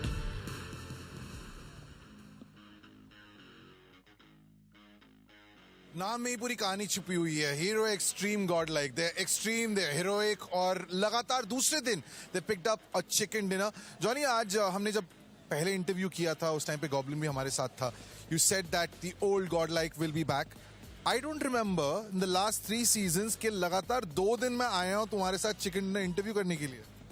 So, जैसे मैंने last time भी बोला था, जैसे हमने first chicken dinner लिया था, तो वही है कि एक मोमेंटम कैच करना. So I guess everyone has got that momentum. So यही फ्लो शुरू रखना है, और आज चिकन आया है, तो होपफुली आगे के दिन में भी चिकन्स आते रहेंगे. पंक, पहला दिन should we consider that a blip, क्योंकि दूसरे दिन और तीसरे दिन जो आप लोगों ने खेला है उससे everyone is saying it's like the old Godlike is back. यार अभी तक तो आई नहीं है, कंसिस्टेंट है, बस इसी को मेंटेन रखेंगे तो बोल सकते हैं. फिलहाल के लिए तो अभी मैं बोल नहीं सकता कंसिस्टेंट, बस अच्छे मैचेस गए हैं. ये जो कंसिस्टेंसी की बात चल रही है, ऑब्वियसली अब यहाँ पे 2 चिकन डिनर लगातार 2 दिन पे निकल आए हैं. I mean it's a long tournament, we keep saying this because यहाँ पे कमबैक भी होंगे, यहाँ पे ऐसे कुछ मौके भी आएंगे वेयर यू विल स्लिप. क्या बात होती है when you guys go back? क्या बात हुई कल, because now it's translated to success. कल बात क्या हुई है तो मैं नहीं बताऊंगा आपको क्योंकि ये सब तो नहीं बताया जाता है. बट इतना हुआ कि कल भी जो हमने एक मैच शायद से थोड़ा थ्रो किया था, उस पर अपन ने डिस्कस किया, और जितने भी जो मूव हम अर्ली ले सकते थे वो नहीं लिए, उस पर भी थोड़ा बातचीत की. एंड आज वो थोड़ा सा कम हुआ वो वाली मिस्टेक्स, बट अभी भी थोड़ी मिस्टेक्स हैं, वो भी कम करेंगे और अच्छा खेलेंगे next. You know, there's always a bull's eye on Godlike. Godlike जब अच्छा करती है तो लोगों का प्यार मिलता है. Godlike जब अच्छा नहीं करती है तो ये जो बारिशी मेंढक है ये भी निकल आते हैं. The critics are out. Now with this kind of success over consecutive days, does that call for a celebration? नहीं सेलिब्रेट इतने जल्दी तो नहीं करना है. ऑब्वियसली अभी डे 3 है, हमको मतलब मोमेंटम पकड़ के चलना है, कंसिस्टेंट रहना है. मतलब सेलिब्रेट तो यार फाइनल्स में कुछ अच्छा करेंगे तभी करेंगे, अभी तो नहीं करेंगे. सेलिब्रेशन नहीं करोगे? ना अभी तो किस बात की सेलिब्रेशन, अभी तो फाइनल्स में कुछ अच्छा करेंगे तभी करेंगे. रहने दे यार. Alright, Godlike picking up another chicken dinner. Celebration होगा. We'll be back soon.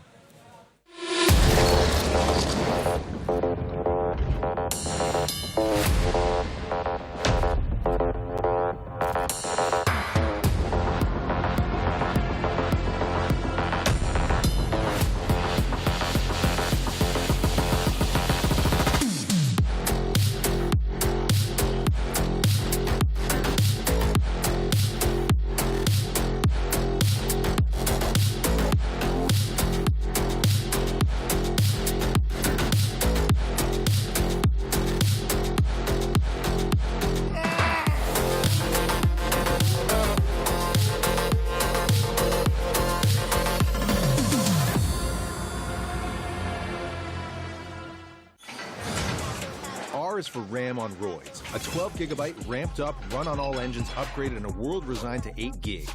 Ridiculously ripped. Raise the stakes with a ruthless dozen. Ready to raid. Write faster, roll smoother. Reach higher with a refuse-to-die battery. Every app, every activity. Rep, rep, rep, rep, rep. If it's in your radius, R keeps it on rotation. OnePlus 13R. R is ours.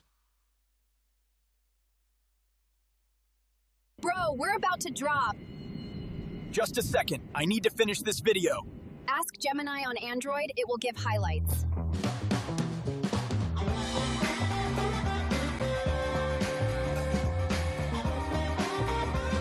Press for key highlights. Only on Android.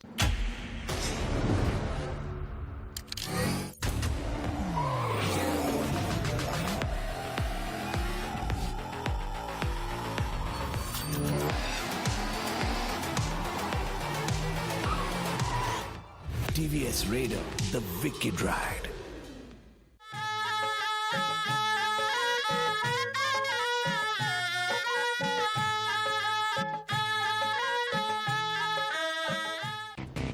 Real MVPs are not born. They practice every day. For OP moves on the field and in life. Duolingo English Test. Proud supporters of dreamers and doers.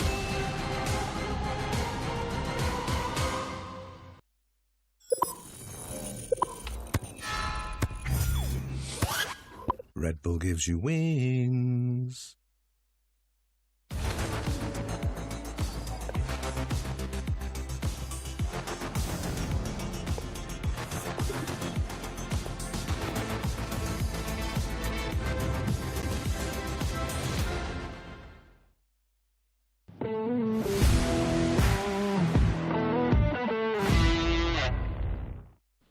Welcome back after that short break, but that chicken dinner from Hero Extreme Godlike is what they were searching for. Yes, they are quite consistent in the overall standings, but looking at the teams at the top, the amount of points and the average that Hero Extreme Godlike is rocking, they definitely need to amp it up, and maybe they also need to protect their standing in the overall standing themselves. And speaking of protect, maybe Google Play Protect can help you protect your apps and your data as well, so make sure to check it out.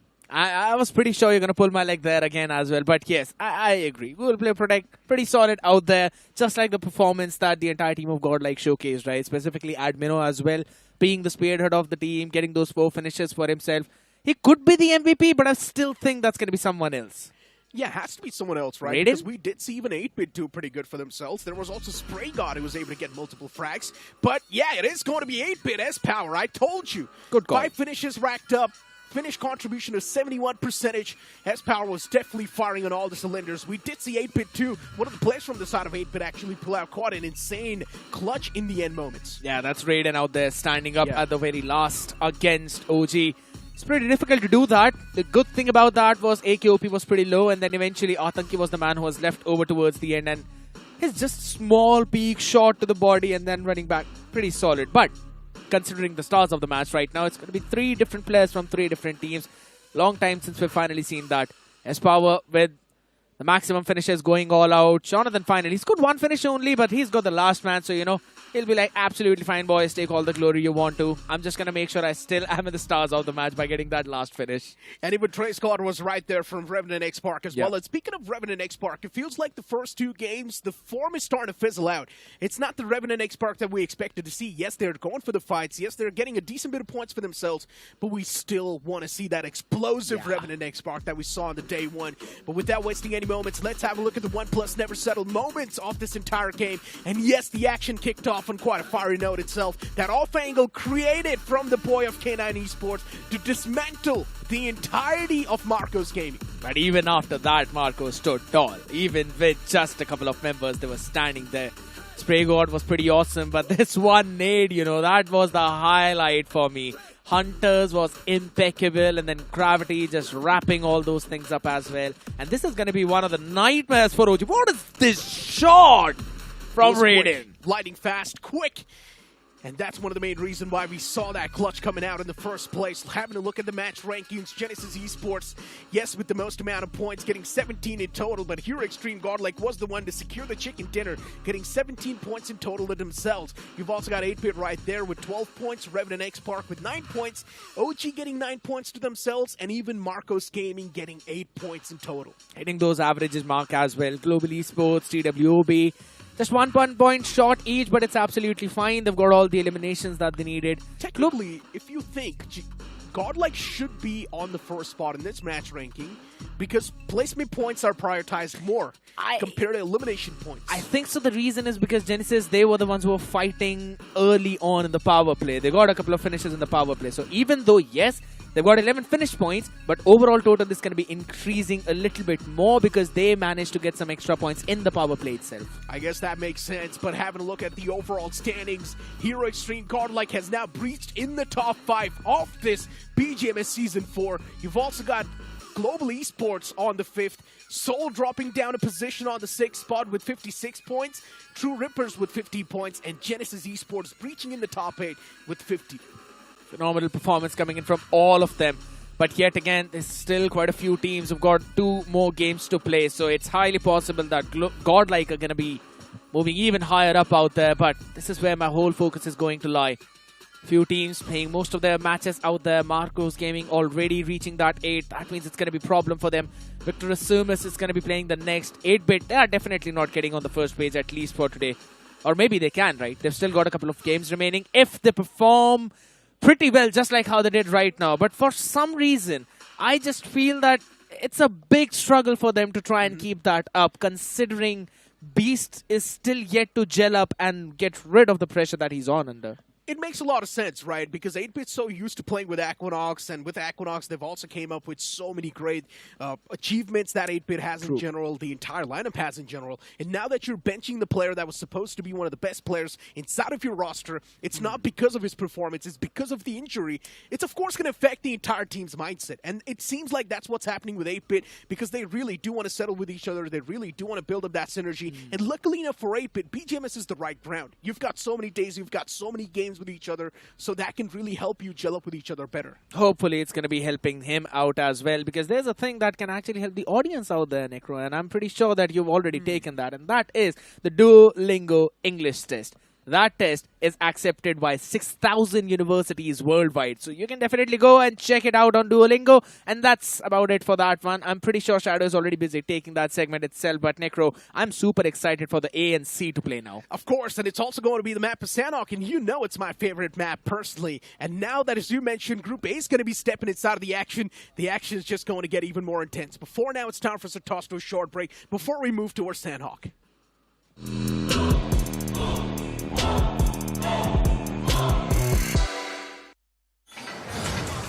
R is for RAM on roids. A 12GB ramped up, run on all engines, upgraded in a world resigned to 8 gig.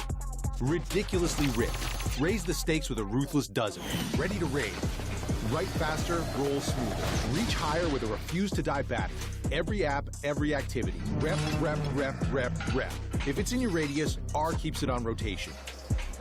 OnePlus 13R. R is ours. How did we go from bathtub to battleground? Gemini on Android, bro. Anything can happen.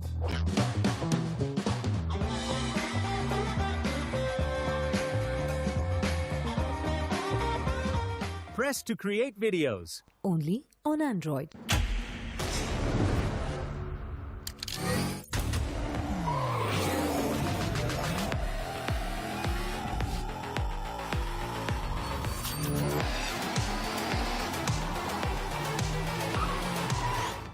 TVS Raider, the Wicked Ride.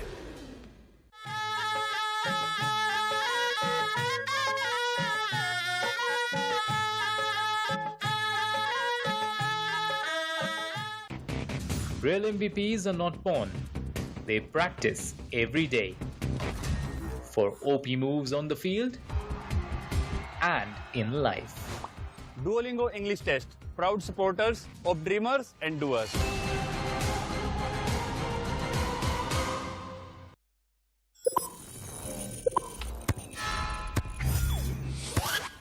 Red Bull gives you wings.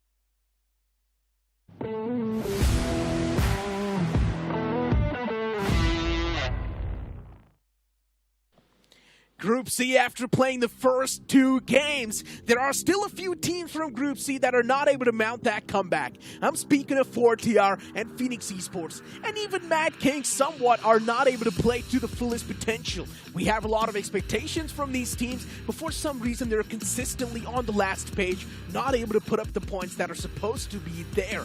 And especially speaking of Infinix Esports, they haven't even touched double digits. What exactly is going wrong with Infinix Esports, Shadow? I don't know, man. Maybe synergy, a newly formed lineup, anything could be possible. We can't say land jitters because it's not like they are new players. They're old veterans, so land jitters can't be there. No matter what excuse I give for Infinix Esports, how much I try to defend them, the truth is they are struggling. Exactly. You beat the firepower, beat the mechanics. It feels like Infinix Esports, they're just not able to parallel themselves to the competition. And that's a really big problem. And if you're not able to match up yourself with the competition, that means you're going to start to fade away from the competition as well as the days keep on moving on. You haven't even touched double digits. Infinix Esports, this is the time to wake up. It's day 3. You've got 2 more games to go. And this upcoming game of Sanhok, well, Sanhok is supposed to be the map of comebacks. Maybe your comeback will be witnessed now. Could be possible, but let's be honest, Sanhok is a very unpredictable and a map of comebacks, but it's also very tricky to play. You need a good synergy, you need the surrounding awareness, and all of these things are somewhere lacking in the players of Infinix Esports. I really do hope they stage a comeback today because, hey, let's be honest, only 2 games remaining. This is the high time when Infinix Esports need to make a comeback because we know weekend is coming in and a few extra things are also going to come on the table. This roster of Infinix Esports used to play under the banner of Rising Inferno in the past. But now that they moved on towards Infinix Esports, just one thing changed, and that was the IGL. And with that one change, it feels like the entirety of Infinix Esports are now just lost. Be it Godin, be it Owen, be it Jatin, no one is able to perform. We're seeing them being absolutely fragged out by other teams, and it seems like Infinix Esports, they've just forgotten how to play inside of the pro circuit. It is definitely a big problem, and I hope they overcome this problem as soon as possible.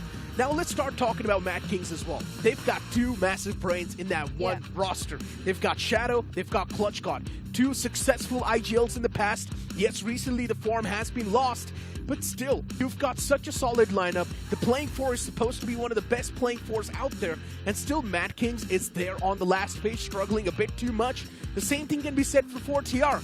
Their recent form was great, but that form hasn't been carried on towards BGMS Season 4. We've been speaking a lot more about teams. Before now, let's move on towards the stage for a quick interview with Maya. The man who set it up.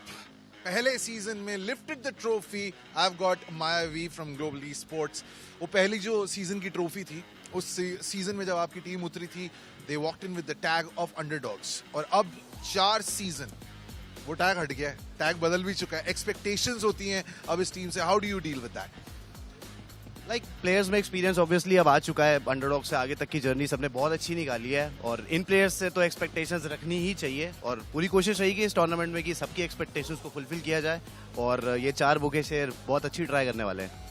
यार साल के 365 दिन इस tournament के बाद जब 1 साल इंतजार होता है, बहुत टीमों में बहुत उथल पुथल होती है. टीमें एथलीट्स को निकाल देती हैं, कुछ नए प्लेयर्स आ जाते हैं, but I really have to know, इतने कम टाइम में इतनी मजबूत लाइनअप सेट करना, how did you even pull that off? एक यही काम अच्छे से आता है, टीम तो बना ही लेते हैं. बाकी जैसे मान्या भी बोल के गया था कि 4 बुके शेयर ढूंढ रहे थे, तो वो दाढ़ आ गई थी हमारे कानों तक कि कौन है वो 4 बुके शेयर, और उन सबसे अच्छे से बात करा और सब एक पेज पर आए, डिसाइड करा कि हम सबके पास कुछ ना कुछ ऐसा था कि हम अभी हटाए गए थे. कह सकते हैं कि हम अपनी पूरी जो एक्सपेक्टेशन शायद फुलफिल कर देनी चाहिए थी वो उतनी अच्छी नहीं कर पाए अपनी अपनी जगह पे, सारे इंडिविजुअल जो भी इस टीम में हैं. सो बैकिंग जो हमें मिली है ग्लोबल स्पोर्ट्स से, पूरी कोशिश ये रहेगी बढ़िया करें, और टीम बनाना इसमें इतना मुश्किल था नहीं बिकॉज ये सारे प्लेयर्स बढ़िया पोटेंशियल कैरी करते ही हैं और मान्य और मेरे को एक ये चीज़ तो अच्छे से आती है, प्लेयर्स ढूंढ लेते हैं.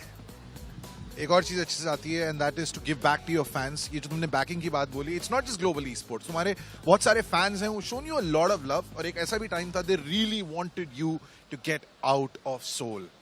तो अब अपने डाउटर्स को तुम क्या कहना चाहते हो? Is there a message coming straight from the heart?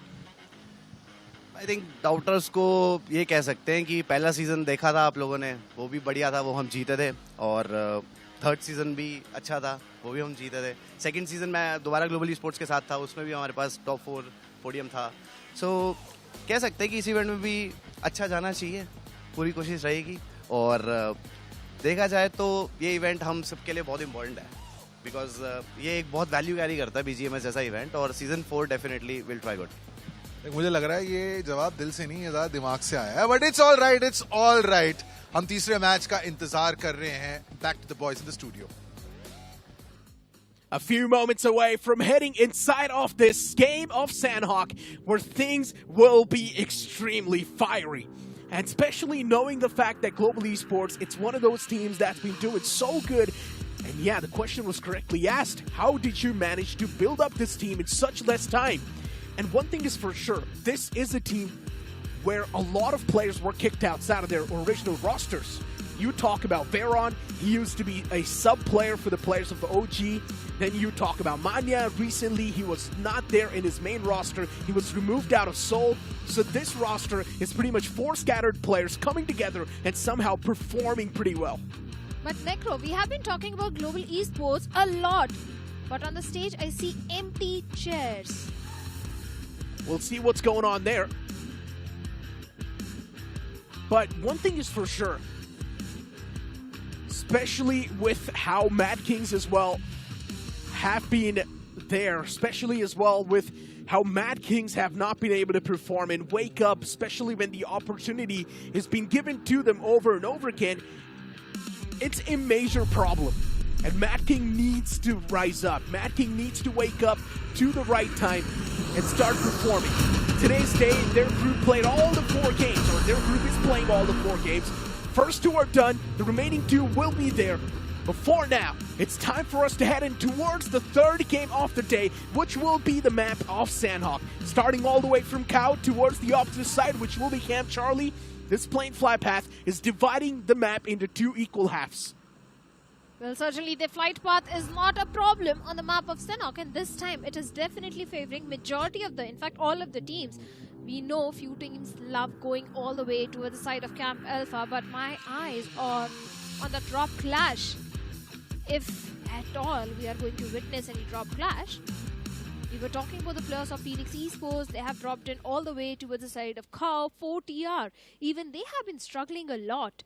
Recently we saw the addition of Z-God, and seems like even Z-God's addition is also not really helping the players of 4TR. Yeah. For now, they're going all the way towards the side of Mongoy, where we also have the players of Medal towards Camp Bravo, right adjacent to the players of 4TR.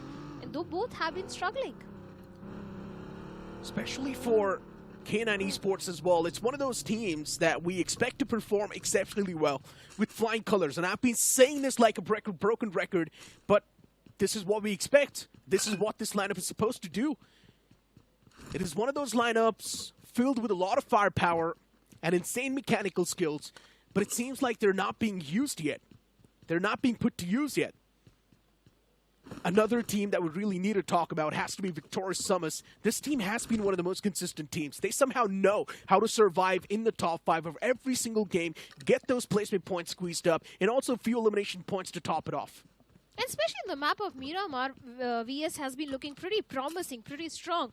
Yesterday also we witnessed they came so very close to getting a chicken dinner by finishing on the 2nd spot.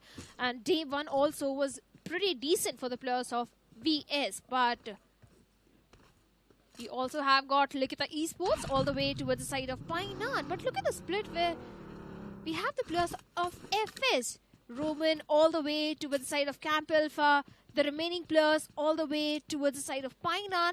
This is not looking good for the players of FS. Oh, Shadow, yeah, you were speaking of those empty chairs, and what? We have just started the lobby with 15 players. So quick update for the viewers. Global Esports was not able to join the lobby in time. They were late. That's why the game is now started with just 15 teams. Well, this is why you got to be punctual. That's what you're taught in school, right? You got to be disciplined. You got to be punctual. You got to be on time. The moment you're late, you will suffer. And that's what's happened. Well, definitely. This is going to be a big major blow for the players of Global Esports. They were doing so great in the overall ranking. Missing on one map sometimes cost you a lot. But For now, coming back to the game, Jelly of True Rippers is also very close to the players of Middle Esports. This is not looking good because yesterday itself, the players of True Rippers got a beautiful chicken dinner for themselves. In fact, in the overall ranking, they are in the top 10. So it's going to be a really important game for the players of True Rippers to maintain that consistency in the leaderboard. Yeah. But for Metal, they are on the struggling side with just 20 points on the 22nd spot in the leaderboard. Even one single match can actually make a drastic difference. You never know. This match could have been Global Esports' chicken dinner. Imagine if they would have been there in this lobby. But since they were not in time to join the lobby, the game started without them. Victorious Sumus, as I mentioned a while ago, it's one of the most consistent teams so far in the BGMS Season 4. And we expected this sort of a consistency from NINZA, but we're not seeing that from them. Instead, this time around, it's Oasis and the boys doing extremely good. And who would have thought? Oasis and the boys making such a solid comeback. But this game of Sanhok, it's going to be tough to sustain, especially when you know it's so unpredictable. A zone-oriented map, and the zone's extremely far away from you, so you need to pull off the rotation, and it needs to be flawless rotation too. Yeah, it's too much to ask for. It will be tough. Well, most certainly it will be tough, but for the players of Los Hermanos, they are going all the way towards the side of boot camp, where we also have the players of Hero Extreme Godlike. And speaking of Hero Extreme Godlike, they recently, just now, in the map of Miramar, got a chicken dinner for themselves. But Edmino with that spray trying to pepper down a few bullets towards the side of Likitha Esports. Likitha was not even aware about the presence of the players of Hero Extreme Godlike. But now, they will try to defend their compounds. But Godlike, they're running high on the confidence. They're already inside the top 5. And since the power play is there, I'm sure Hero Extreme Godlike will definitely go for this fight. Of course will. Jonathan took those shots against Likitha. At this point in time for Likitha Esports, playing suppressed is not the way. Likitha Esports, if they do have any sort of vehicles, they should get inside of those and try and create a better angle against Godlike. That's the only way they can break through this deadlock, but unfortunately the vehicle that Likitha Esports has, Godlike has full control over it. So Likitha Esports cannot even use that vehicle anymore. They're trapped with not a lot of loot. It's bare minimum to play with. But still, Likitha Esports, they can actually sit here for days next to Godlike. Godlike eventually will need to push up. Here's the thing, Godlike has got nothing to lose. They're pretty comfortable in the leaderboard, but for the players of Likitha Esports, they are right at the bottom on the 23rd spot with just 20 points. I really expect Likitha Esports to take advantage of the power play and try to accumulate as many finish points as much as possible. And if they take down the players of Hero Extreme Godlike, they're also going to get a confidence boost. But seems like Likitha Esports, they seem not so interested in picking up this fight. But look at where exactly Sirf is. Hero Extreme Godlike trying to pick fight at the multiple fronts. And now, this is not a good news. Los Hermanos, Zyrex tossing out an aid. And honestly speaking, Los Hermanos as well, it's one of those teams that's been surprising us, right? Start of the day in the overall rankings, they were in the top 6, on the 6th spot, doing pretty good. But since in the first 2 games we did see the overall standings shuffle quite a bit, Los Hermanos did drop down. But now that they're back, Los Hermanos can easily sustain that spot, get back on the top 6, or maybe even in a better spot. But hold on! Team Aryan making a pounce against the deadly foes, FS Esports. And Team Aryan actually somehow come out on top with flying colors. Keep this thing in mind, the power play is active. Every finish you get will be counted as 2 points. And Team Aryan at this point in time, wanting to eliminate the entirety of FS Esports, but Henry messes up big time as he gets eliminated by Lovish. Solid stuff. FS able to hold their own ground down, but FS Esports is getting picked off slowly and steadily in this fight. Levi's in the back, Lovish right next to him. It's just 2 players against the 3 men of Team Aryan. Aryan having the man advantage. Lovish's position is compromised. I'm pretty sure Aryan knows where Lovish is coming from. What exactly is going to be the call? Aryan wants to create the off angle. And what just happened there? Cyrax gets confirmed. Team Aryan in a big world of trouble. on the verge of maybe losing this fight. They can actually drop down. Devotee's all by himself. Pulling out the shotgun. This fight is now looking extremely awkward. Devotee needs a fresh magazine in the DBS. He pulls it out once again in the hopes of finding at least one connection. But the man from FS Esports, he's playing with him. He's toying him. In the end, Devotee does find that crucial connection, eliminates that player. But Team Arya, the problem's not done yet. But we also have a situation between the players of Team Reckoning and Team Mad Kings, where Clutch God has been knocked out. Even Sam has taken a lot of damage. Apollo with the grenade is trying to find some sort of connection, but Shadow OG finds a connection onto Max, instantly takes him down, but on the retaliation with a grenade. One more knock coming in towards the side of Mad Kings. This is not looking promising at all. Apollo also survived by the skin of the teeth. The last man standing, the last hope for the players of Mad Kings. He has to go for the crucial rescue mission, but before that, he needs to patch himself up. Also gives a lot of time to the players of Team Reckoning to reset, but we also have a third party coming in the name of Hero Extreme Godlike. Mad Kings choking the firefights. Reckoning Esports having a second shot at life and also claim these points. Unfortunately for the Reckoning Esports, they're a little bit too late. They were not able to take the advantage of the power play, and also Mad Kings are now getting the reset. Revivals there on the teammates. Hero Extreme Godlike from the far fray taking shots, and Reckoning Esports losing out on a crucial player. The fight inside of that compound is now taken down to a 3v3 between Mad Kings and Reckoning. It's because of Hero Extreme Godlike punishing one of the players to be too exposed. And Mad Kings now have a fair shot at life too. Well, they certainly do have. Apollo once again with a grenade trying to find some sort of a connection. They already lost onto Shadow. Now surviving with only 3-man army. This connection is going to be really important, and this was the last grenade of Apollo. Now Mad Kings are a bit short on the utility, but on the other side we also have K9 going up against the players of Phoenix Esports. And look at that, this is not a good news. Phoenix Esports, the segregated approach which Phoenix Esports always brings to the table is one of the major reasons that they get picked off individually. And this is happening again in the map of Sanhok. K9 Esports, at this point in time, what exactly is going to be the strategy? They found 2 eliminations, but those 2 points, yeah, it's not going to be helping them too much in the overall standings. Looking at the stands K9 Esports has, they're not doing too terrible, but it's still not the K9 Esports domination that we want to see. The next zone's going to be popping up, and it's still in 2 minds. Is it going to shift towards high-octane, or will it be towards the right side, the main island? K9 Esports is holding the edge, and that's probably one of the best possible spots to be in. But if it does move on towards left, everyone's messed up on the main island. Reckoning Esports, the fight still goes on between Mad Kings and them. And Reckoning Esports, they've just got one last man. Mad Kings somehow flipping the tables.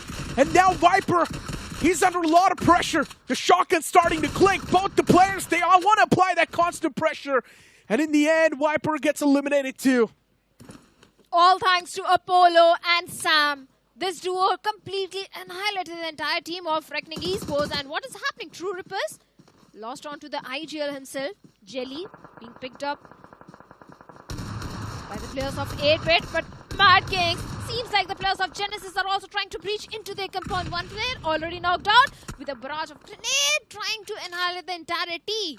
Last 2 players of Mad Kings, they have also been eliminated on the 14th spot. And Genesis, 2 finish points in the start of the game. A good start. And in fact, Genesis is also one of the consistent teams in the lobby. Genesis Esports. 2 finishes on the board. Yeah, Genesis Esports is quite consistent. They are getting that points flow to themselves in the top 8 as well. So they're not doing too bad. Not too terrible. But I'm pretty sure Genesis Esports does want to breach in that top 3. Does want to find a sweet feat in that top 3. 8-Bit spotting the players of Los Hermanos take quite a close rotation. We're not able to deal any sort of damage against him, so 8-Bit's going to be staying at the same spot where they have been. While Los Hermanos wants to breach in that safety zone. And that's that's where the problems will start to rise. 8-Bit, they're getting constantly peppered by Metal Esports. It's Scout taking those shots. 8-Bit, what can they do? They probably do want to pull out a rotation, but 8-Bit's got no clue where exactly to go, which is going to be the safer side. And that confusion might just get 8-Bit eliminated, and that's what's happening. S-Power falls down, 8-Bit super fragile. They do not really have a lot of HP to sustain all this damage that's going their way. S-Power gets confirmed in 8-Bit. They do find a bit of that footing inside of the safety line, but that footing's not going to be enough. Metal Esports, it's quite a gutsy rotation, and if they do somehow manage to pull it off, this will be insane. They actually do park their vehicles, but they're quite exposed. In the meanwhile, even the players of True Rippers have also been eliminated on the 13th spot. Metal Esports not looking good at all. From the height advantage, Phoenix Esports gets a connection onto Venom with a grenade. Aimbot trying to deal with the players of OTR as well. Z-God has been knocked out by Phoenix Esports. This guy Gotten is doing so much from the side of Phoenix Esports, and seems like Phoenix, they're finally woken up from their slumbers and trying to get those finished points. But at the same time, a single player is picking fight at the multiple fronts. This is not looking good at all for Phoenix Goten. OTR Z-God was knocked out already, and Goten, all he needed to do was eliminate another player, and that's what he does. Phoenix Esports still somehow clinging to life, but Goten in the end gets eliminated. Not able to stand alive for too long, but Metal Esports themselves, they're in hot water. It's not the best possible spots to be in. Scout OP's right underneath, Aimbot's at top. Scout, the man's taken away to his death. There's now Victorious as well, making it against Aimbot, and he won't stand a single chance. Yes, even they are also on the receiving end of the shots coming in from the side of Team 8-Bit.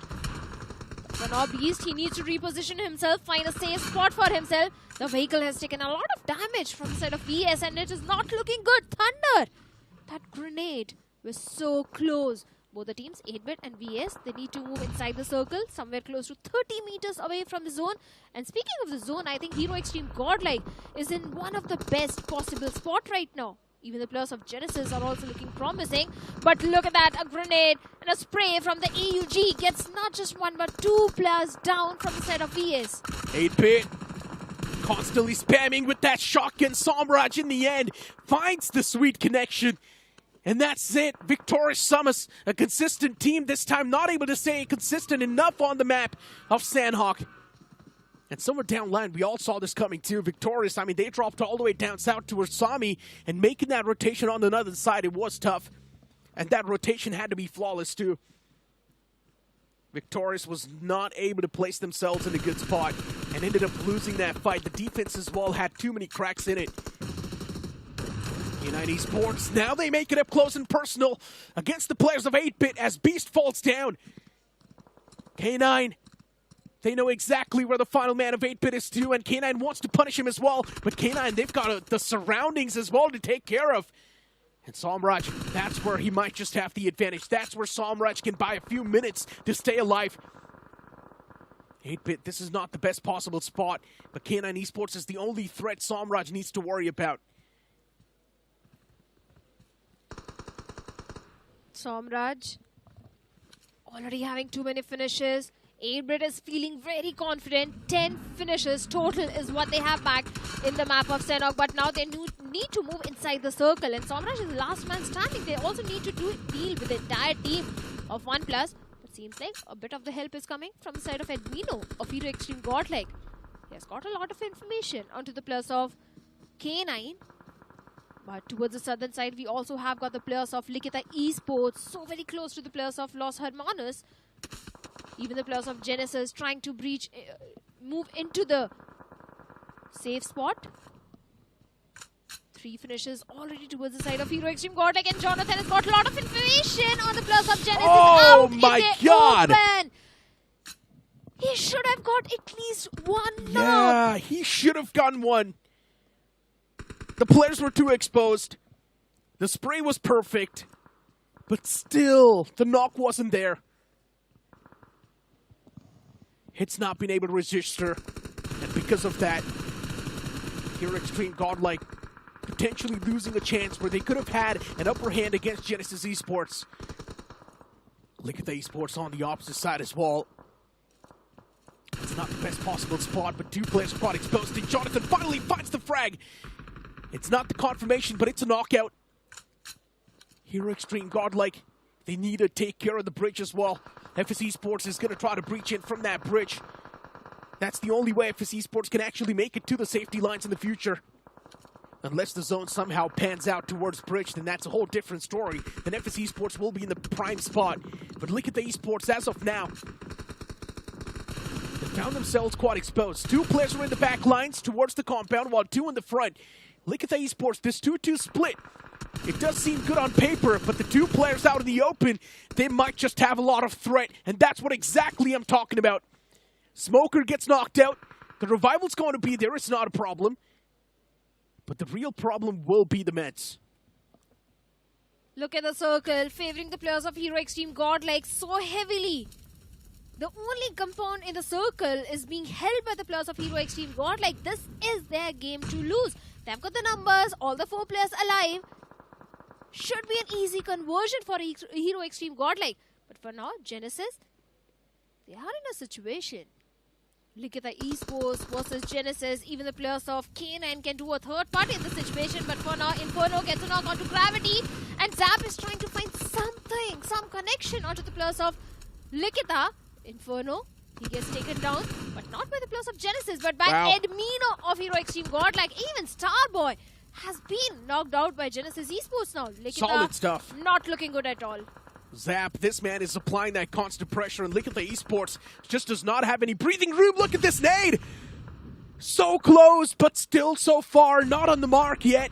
Genesis Esports should have cooked that nade to perfection.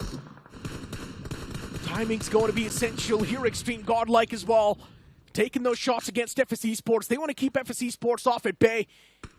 But FS Esports is always able to inch in closer to that safety marker. Hero Extreme godlike. Roman spotted. That pixel shot's not able to find connection. Edmino still waiting for Roman to peek out. Even a small pixel's going to be enough for Hero Extreme godlike to eliminate the player. But look at Levi. This man is smart. Moving from cover to cover. He knows there's threat lingering all across the board against FS. And cover is his best friend.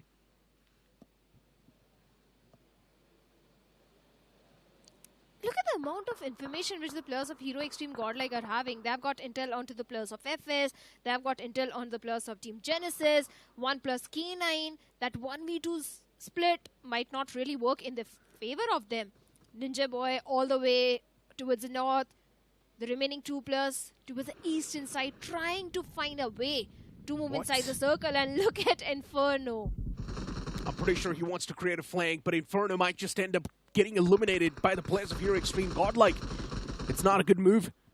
Inferno wants to create an off angle against the players of Genesis Esports, but it's not going to help them at all. Likitha, Smoker, the Blues on the move, and Smoker is completely unaware. Gets knocked out.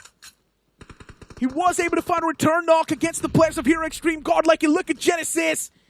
They're like the kids in the playground, moving out in the open. And Genesis Esports, they will be dismantled slowly and steadily. Hero Extreme godlike, they've got all the right to do so. They've got all the advantage to be asked for. Genesis Esports' Yash still so exposed. Gravity as well, it's taken down low.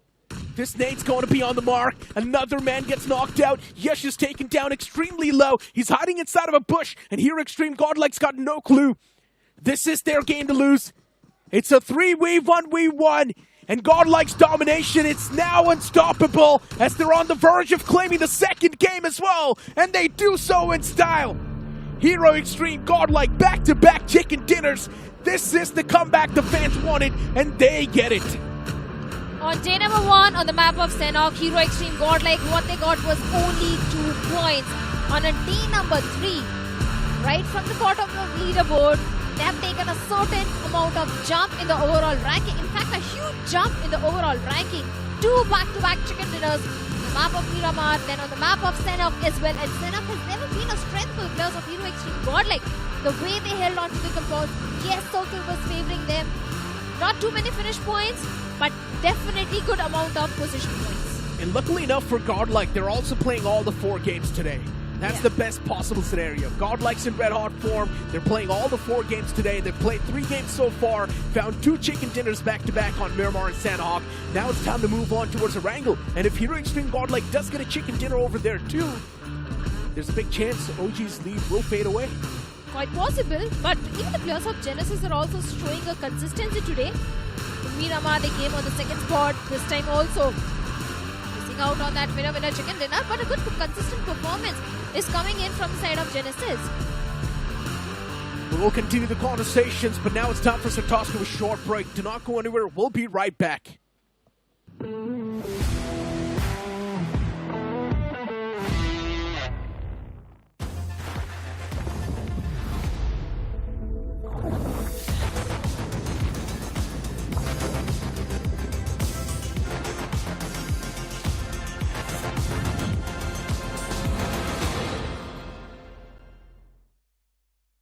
Bro, we're about to drop.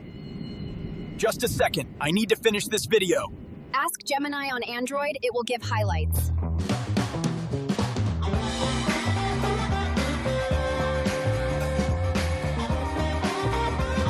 Press for key highlights. Only on Android.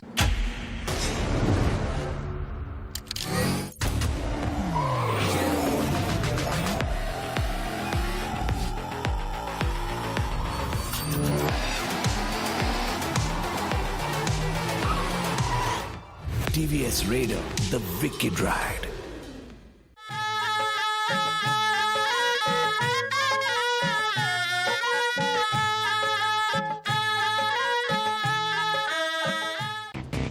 Real MVPs are not born. They practice every day. For OP moves on the field and in life.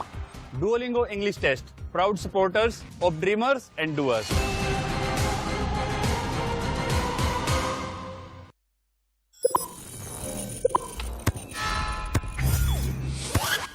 Red Bull gives you wings.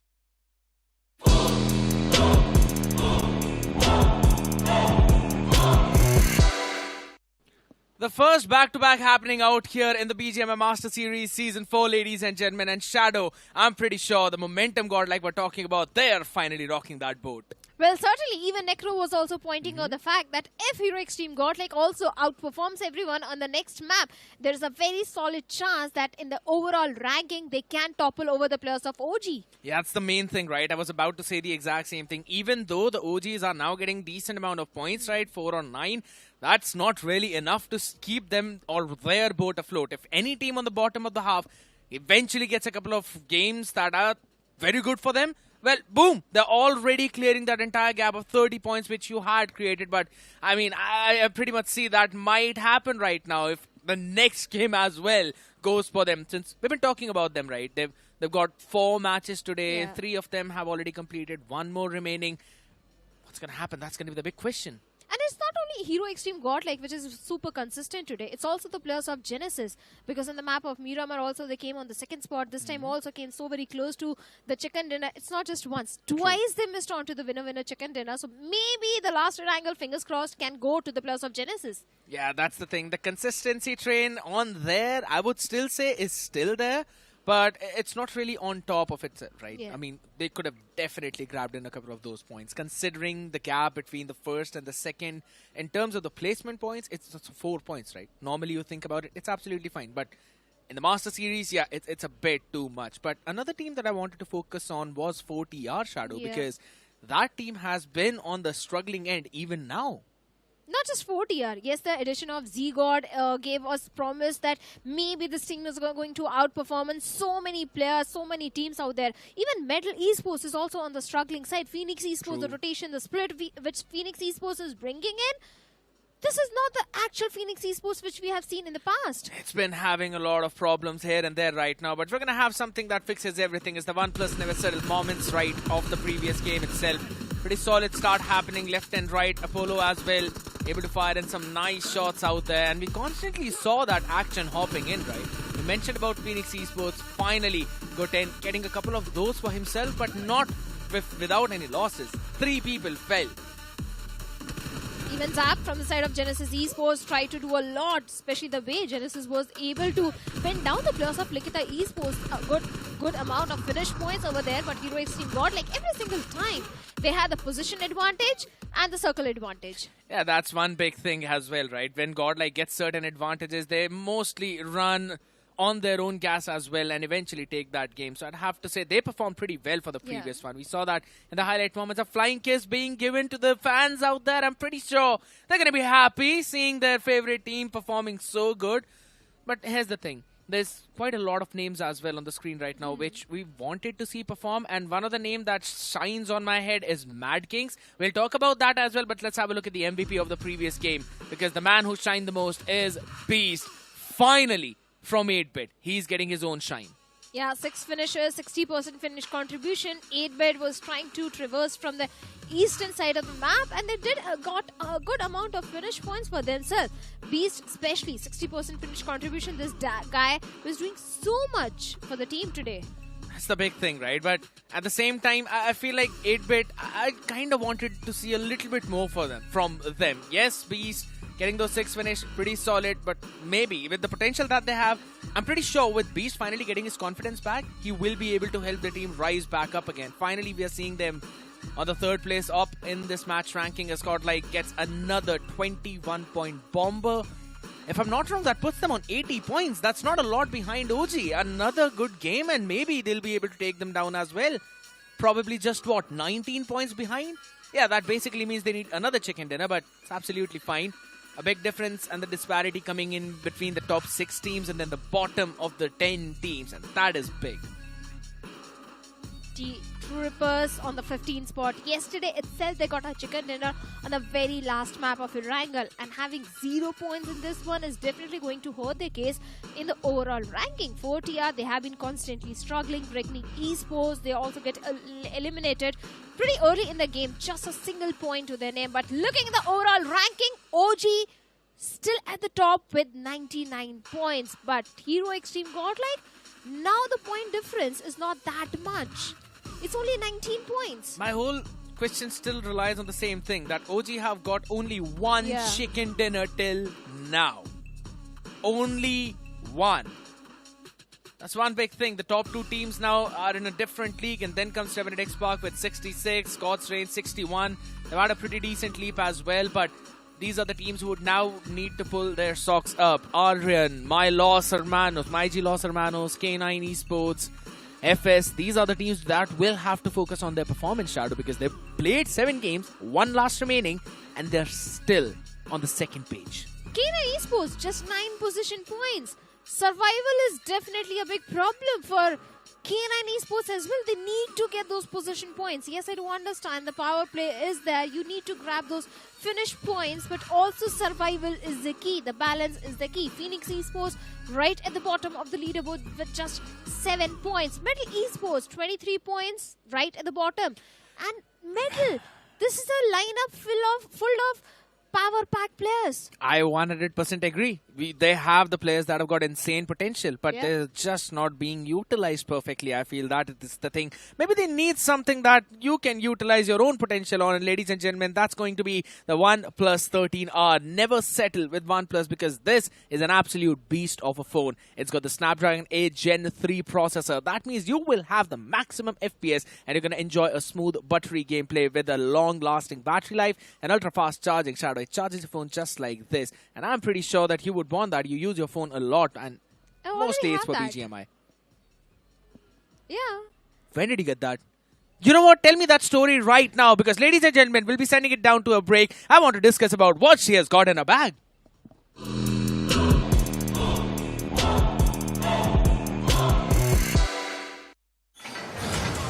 R is for RAM on roids. A 12GB ramped up, run on all engines, upgraded in a world resigned to 8 gig.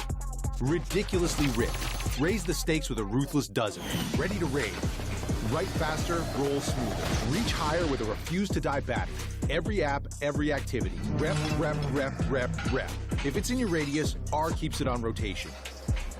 OnePlus 13R. R is ours. How did we go from bathtub to battleground?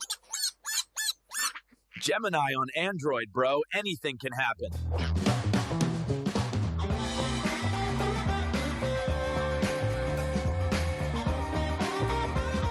Press to create videos. Only on Android.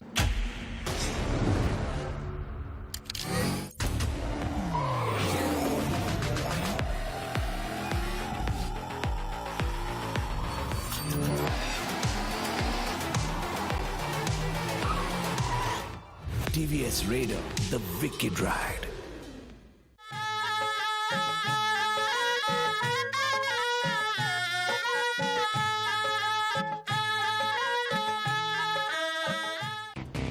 Real MVPs are not born.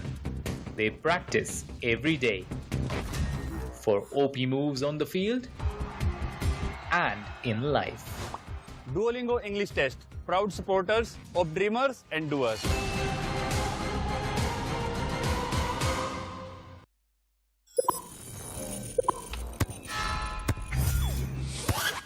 Red Bull gives you wings.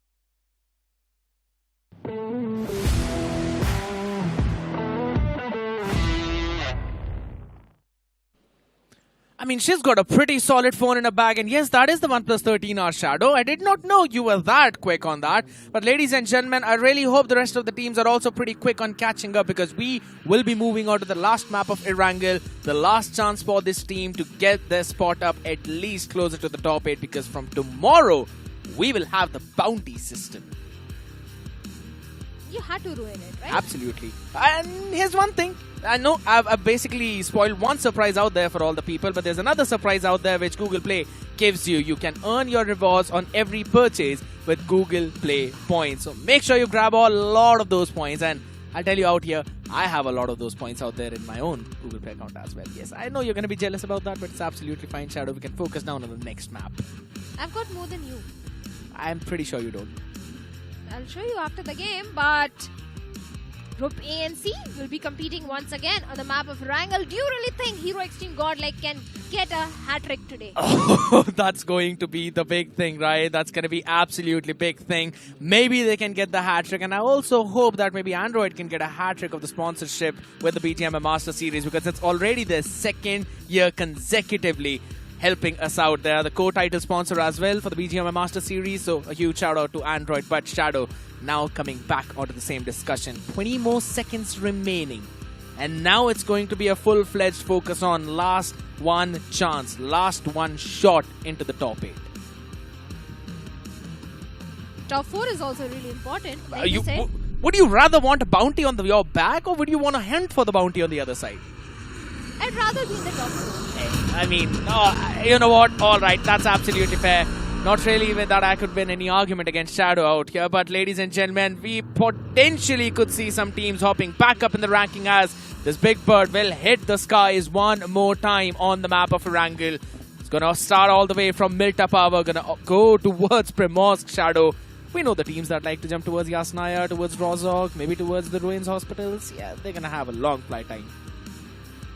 Even Kameshki, Sivorni, Zarki. In the first Erangel, if you remember, we had few drop clashes as well. But for now, since we have a complete southern flight path, let's see if we are going to see any drop location change.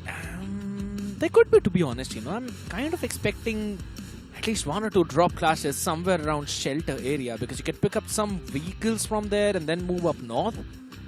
There would be a lot of teams who would eventually want to try and move there, right? Specifically K9 Esports, considering they always go towards that Severny part. And with the way how Erangel circles have been forming, it's highly possible we'll see a circle around Rozhok or maybe Yasnaya, maybe Hospital. It's not forming down south. A shooting range final circle? Why do you and Necro always love these absolutely crazy parts of the map? We love cures. Can't deny that. That has been the case with both of you. But K9 find themselves not really in the center, but on the extreme edge down there on the Milta Power. See, I told you, we're going to see something around the Ruins Hospital area, and that is exactly where the circle is. But on the contrary of extreme hard shifts out there, it still is lying at least on the 55% of that fly path. But hold on, Admino. My goodness, the man is out there. Machete. It's the streets of London, ladies and gentlemen. A sim lands it as well.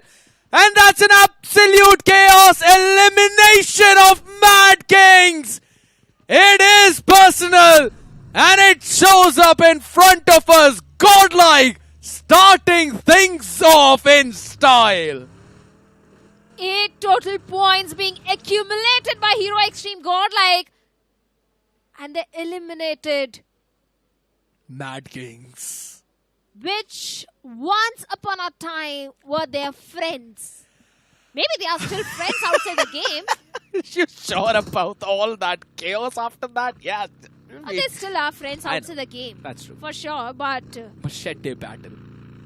Oh, it's okay. It's okay. That's Machete fine. That's battle. part of the game. But also, FS, taking full advantage of the power play, they also did manage to get one finish. So that means 2 total finish points at the very start of the game. Pretty sure today's game is going to be eye candy for a lot of BGMS fans out there. They're probably going to star mark and favorite this entire stream to watch it again and again and again. Fantastic play. Early on, instant chaos right as the things kicked through. But at least after that, now finally we're finding some slowdown. Maybe not. Aryan, this time they've decided to find themselves in a position where they can try and take a few people out there in the open. Global Esports losing Manya, but Spray God is ready to answer back. This is not looking good for the players of Global Esports. They did manage to get 2 finish points, but they also lost on to the IGL himself. That is Manya going for the rescue mission onto the fallen comrade, but FS is still lurking around, especially Lavish, keeping a close eye onto the players of Global Esports. Codex also trying to pick a few bullets and finds a perfect connection onto Troy. A guy who was absolute beast on day number 1 has already been eliminated in the power play. FS, this is the kind of play we want to see from their side, especially from a team who was struggling in the overall ranking. They're already on the 9th spot, and with a grenade, a precise, perfect grenade, marks an end for the players of Global Esports. Global Esports, they missed on the map of Sanhok, and now getting eliminated on the 15th spot in the map of Erangel. For the later half of the day, they've basically been sitting on their seats. And only on their seats. Technically, they were not sitting on their seats. And that was the irony in that. At least for the games, they were. Well, that's a hard day for them. Hopefully they can recover from that, but a team that can definitely not recover from this. The first thing Apollo picks up is a first aid, because guess what? None of them had any weapon out here. And guess who knocked and finished Clutch God? Jonathan. Smiles all over the face. The dynamic duo once upon a time. The most feared duo once upon a time. If those two were surviving in the lobby, you knew that you did not have the game. But that's the past. Let's come back to the present. FS Esports is definitely trying to stage a comeback. Good amount of finish points accumulated in the very first stage. 8 total points and no casualty. But wait a second, True Rippers, what's happening to them? Jelly has been knocked out. In fact, the confirmation point has also been made. Through the hands of Reckoning. True Rippers, they were looking so promising yesterday. And today in the last 2 games, not a good start at all. Interesting to see how Reckoning just quickly got that one pick and decided to back off without taking any major fights out here. I was really hoping for them to try and go for something more, considering they have the advantage. Probably because of the terrain, which does not really favor them. So they'd rather want to circle around and get those high ground control over the north of the military base, so that if they see True Ripper rotating, then they can stand their ground and take those fights. But True Rippers understand most of it. They themselves have decided, you know what, we don't really want anything here. It's outside of the circle either ways. And the longer we stay, the more chances of the Ferry Pier Bridge camp. Might as well just rotate right away. I doubt anyone is going to go for the bridge camp at this point. Someone should have. I was just thinking, you know, but yeah, that's the thing. You can always take the Novoripnoy bridge as well, moving all the way up towards Milta. where we see MyG Los Hermanos already taking some hot fights against Genesis. They've been on the consistency train for a long time right now, but that train is being derailed. MyG Los Hermanos, they want to try and bring themselves up back in the top 4 as they take gravity instantly out behind the tree, which cannot save you for long. It's not a redwood one, but a rather small one. Hunters being taken out, and MyG Los Hermanos are so ready. They most certainly are. Genesis looked so comfortable in the previous 2 games. Came close to getting a winner chicken dinner, and this time came close to getting early exit from the lobby. Surviving with only 2 players at this point. Trying to traverse their way inside the circle. But there are few teams who are taking the brunt of the blue. OnePlus K9 being one of them. And we also have the players of Team Reckoning all the way towards the side of Nova Reploy. But majority of the teams are trying for the center control, where we have Likitha, VS, 8-Bit, Phoenix Esports. Even the players of Team RN have got a pretty decent control of Ruins. Holding it down as of now, but they're only 2 players strong, so not quite sure for how long would they be able to handle it. Right now, Genesis as well. Not quite sure for how long would they be able to handle the approach of MyG Los Hermanos as they decide to quickly move back up. Only 12 more seconds remaining for the power play, so they're like, yeah, don't really want to fight that any longer than we already have. Better prioritize the circle before things take a turn for worse. And they definitely did took a turn for worse. It's a southwestern shift instantly. Most of the teams are outside of the circle, but guess which team is having fun? I don't know about the team, but I'm having a lot of fun. It can be a quarry circle, and if at all it is a quarry circle, the team which you were referring to is Hero Extreme Godlike. They've got the entire southwest in control. Their backlines are pretty much clear. They can quickly grab those uphill areas and maintain that control for themselves. This can actually be a very good game for the players of Hero Extreme Godlike, and maybe, possibly, an hat-trick as well. That would definitely propel them all the way up to the first position. All they need is just 12 more points. It's going to be an absolute wicked day for them. But that is, again, a big if right now happening. Phoenix Esports find themselves in the center. The question is, can they hold that position? We've seen them finally taking control of the circle. It's already been a hard shift for that stage 2. I wasn't really expecting a hard shift on stage 2. Normally it happens on the 3rd stage, but it's fine. You know, good things comes when you least expect them. I was not anticipating a quarry circle at all. It will go towards Gatka, I'm telling you. Don't jinx it. I just said it. You are not BGMS favorite kid. If it goes towards Gatka, you will order me a Swiggy burger for 99. I will for sure. But for now, Metal Esports. If it goes all the way towards Gatka, I think Metal can benefit heavily. Aimbot, this guy has played with the players of Velocity Gaming, where Velocity came on the podium finish during that time. Has a lot of experience. Termi got so much experience. Even Scout, one of the veteran players of Metal Esports, still struggling on the 23rd spot in the overall ranking with just 23 points. So Metal also needs a winner chicken dinner, or at least a very high fragging game.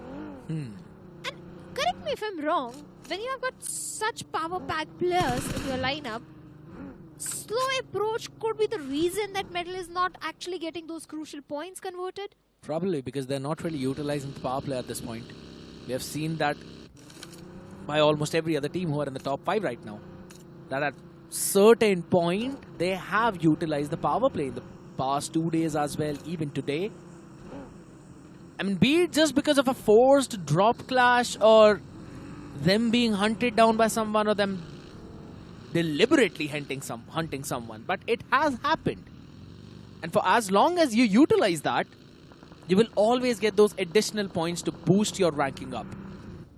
this is also one of the big reasons that I still feel the teams on the second page can eventually bring themselves back up, Shadow, and look at that big cluster that is forming in front of us. And the chase as well. Cat and mouse chase happening. FS versus Los Hermanos. Back and forth race are coming in, and Godex.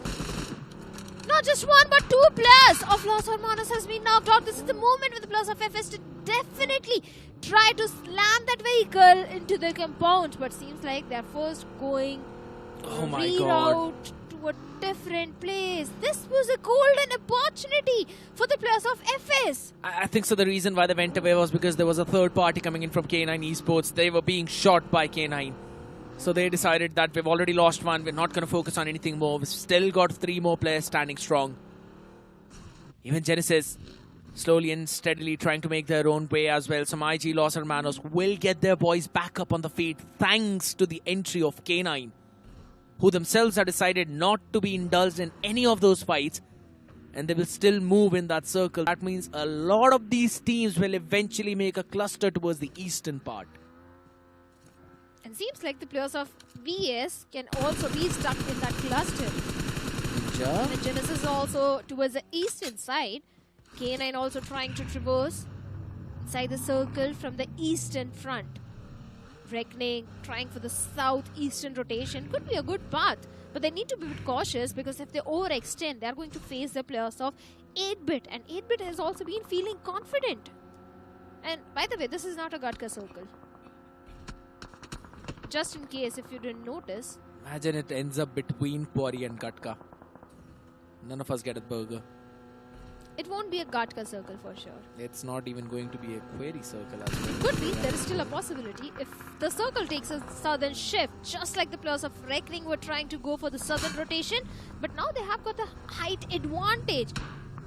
And one of the best possible position in this particular circle. They can get so much information out of it. Yeah, but the thing is they are giving their own information out as well to a lot of teams, and they're constantly being fired upon. That is 8-bit which is firing on them. You'd really not want to be in their crosshairs right now. A lot of smokes being thrown out. Now they're deciding to move away. It's going to be a bit of a trouble happening out on the other side though. The eastern part which I was talking about. MyG Los Hermanos losing down on their member Spy. Victor Sumus finally showing up as well. They suffered a knock themselves too, so that eventually gives an opportunity to MyG.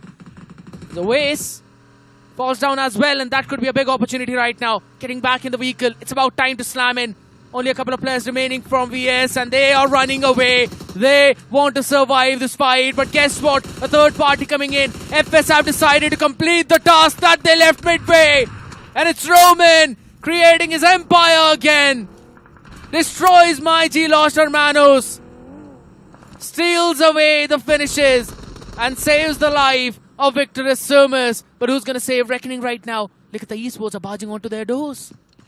A third party from the side of Genesis can possibly save the life of the last player of Reckoning Esports, but seems like that's not going to happen as Likitha, the neutral usage, is trying to get the confirmation, and finally they will get it. Reckoning Esports also having the best possible start. 2 players came in for the rescue and were completely annihilated by Likitha Esports. This is not how you come for the rescue. This is not how you come for the help.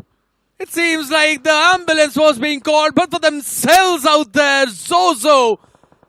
Absolutely insane performance coming in from this dude. What a play.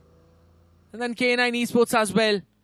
Wanted to take the fight against the members of FS. There's been a few exchange of bullets about. Beast taking down a couple of finishes for the man himself as FS themselves. Still holding strong with 3 members, and I think that's one of the best ways where they can boost themselves up in the ranking itself. Maybe entering in the top 3. Not the top 3, at least the top 4. Just a few points away right now. It's Global Esports who are on 62 and FS on 61. There's another team who'd probably be on 60 or 61 who's not playing in this. So FS can definitely move up, considering there's only 11 teams remaining. They've got a decent area to work around with in front of them. Most of it is an open ground. And as I said, Shadow, it's not a Gatka circle, but it's not a query circle as well. It's moving in a bit of south of Gatka right now. FS is doing everything perfectly fine in the overall ranking, also in a Yeah. good spot. Took advantage of the power play. But what really happened with the players of Recting? I really wish and hope it gets wiped off from my memory. But for now, Team Aryan versus Phoenix Esports also locking horns with each other. The grenades, the molotovs, Phoenix Esports trying their level best to find any sort of connection. But here's the thing, Phoenix Esports in those 4v4 fights have been struggling a lot. Just going to continue even now as well as Goten patches himself up. Shots being fired onto him multiple times now. A couple of nades being cooked up by Aryan. And the lob it at the perfect place. Sends it out far wide. And he's going to be taken down. Goten instant. With the M4, Henry falls down. Devotee, the last man standing. The experience impeccable by this team. But is it enough? Is the big question. Fully flashed. Lovely utility usage. Phoenix finally winning one of the most convincing fights against one of the most experienced teams. As Omega will fall. We talk about experience and FS are showing that. How dare you hunt our man down as Roman will take the cake. 7 finishes already. Those grenades were so precise from the side of Lavish. K9 Ninja Boy, the only one. Oh, Water Molly. Water Molly. You talk about a wish shadow. He shines one more time. I thought Hunters was the guy who was so precise with the utility usage. But seems like Lavish from the side of FS is also not far behind. So many finish points have been accumulated by the players of FS. At the start of game, they were somewhere at the 8th or 9th spot. And now have taken a hefty jump in the overall ranking as well. 9 teams, 28 players still remaining. Phoenix Esports still surviving with 3 players. At this point, survival is really important for Phoenix Esports because they're struggling in converting those finish points. Only 2 finish points. And considering the position inside the circle, so many rotations will be coming in from the northern and the western side. Phoenix Esports really need to defend their compounds, really need to defend their area. But Hero Extreme Godlike, I think they're having a gala time in this circle. Literally. They can do a fashion show out here and no one's going to be questioning them. Because there's no one to question them. 4TR Morty finally taking some of that space as well as Simp answers back on the other side. But this is the fight that we need to focus on. 8-bit now trying to hold down the members of FS. It's a bit of a problem coming in as his power has fallen down. So that's going to be down onto Som and Beast. Can he stand up? God's been taken down. Goten is the man who's answering back. The third party coming in. That gave an opportunity, but it does not matter when Roman is standing. It does not matter when he is fragging. 8 already in the back pocket, and this man knows no ending as Jonathan starts to clutch on the other side as well. Godlike are also stepping up, but can they stop the train of FS and the train of Roman? Hero Extreme Godlike being super consistent. So close to becoming the table toppers. 89 points already in their backpack. FS Esports 14 finishes. And 8 just by Roman out of that. Roman was literally building an empire on this Erangel. And now FS could possibly lock horns with the players of Hero Extreme Godlike. This is going to be a really interesting fight. A team which had the circle advantage from the very start of the game versus a team who's having the momentum rolling in their favor. They are literally raining death and destruction in the lobby. Likitha Esports on the other side towards the northern side of the circle, holding on to the compounds, but from the looks of it, it looks like Metal might try to breach into the compounds. Because they don't really have anywhere else to go. East is Port EOS territory, west is Phoenix. So if anything, you would have to take this fight, but Genesis is also there close by to go in for a third party if you want to. We did see Metal perform on the last game of Erangel yesterday. At least going in on that 3rd place. The question is how good is going to be their assault. It's been a bit slow. It's been a bit wacky. But it's highly possible that they can try and Shut them all down. Let's see. Circle moving up north as well, so it might end up being around those compounds itself. FS are going to be facing some problems now. They've got to pick their poison. Either it's Godlike or it's Phoenix. They've got to fight with one of them. It's going to be all the open grounds in front as well, as Godlike will now take the space. 40 are close by. That fight can eventually break out as Sim falls down at the first one. Pain answering back instantly as Morty was the one to find that knock. It's a big one coming in. Simp being taken down means you've not got that backline support now, so Jonathan and Admino have to try and switch up roles a little bit as Admino again facing a lot of wrath coming in from Morty. He doesn't need his Rick right now. He himself is enough.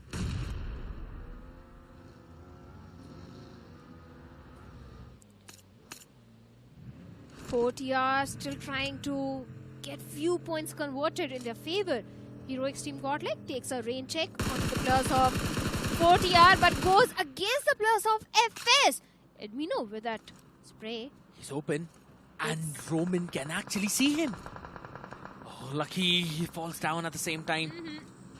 It's a difficult angle, but with the form Roman is going, yeah, I might as well just give it to him. I highly doubt, because if you notice, Admino was actually checking that particular angle. And since Admino has got a lot of experience, I'm sure he might be expecting someone over there. That is true, but with the way how he has been playing for the past couple of games, we know that he is kind of overextending a little bit at least. Not now. Not now, that is true. And I think so that is one of the big reasons why Godlike were able to get those back-to-back chicken dinners as well, right? Getting the discipline in their players back in check. All thanks to Pump. I have to say that right now, the man who's creating wrath in front of everyone has finally been knocked down out on the floor in front of everyone in the middle of absolutely nowhere. So maybe that's how far FS will go, but how far will Godlike go is going to be the big question. But 4TR knocking onto your doors, you've got the blue circle knocking onto your backs, and you've also got a lurky Lovish out there. 4TR still holding on to those bridges, trying to be the king of the hill.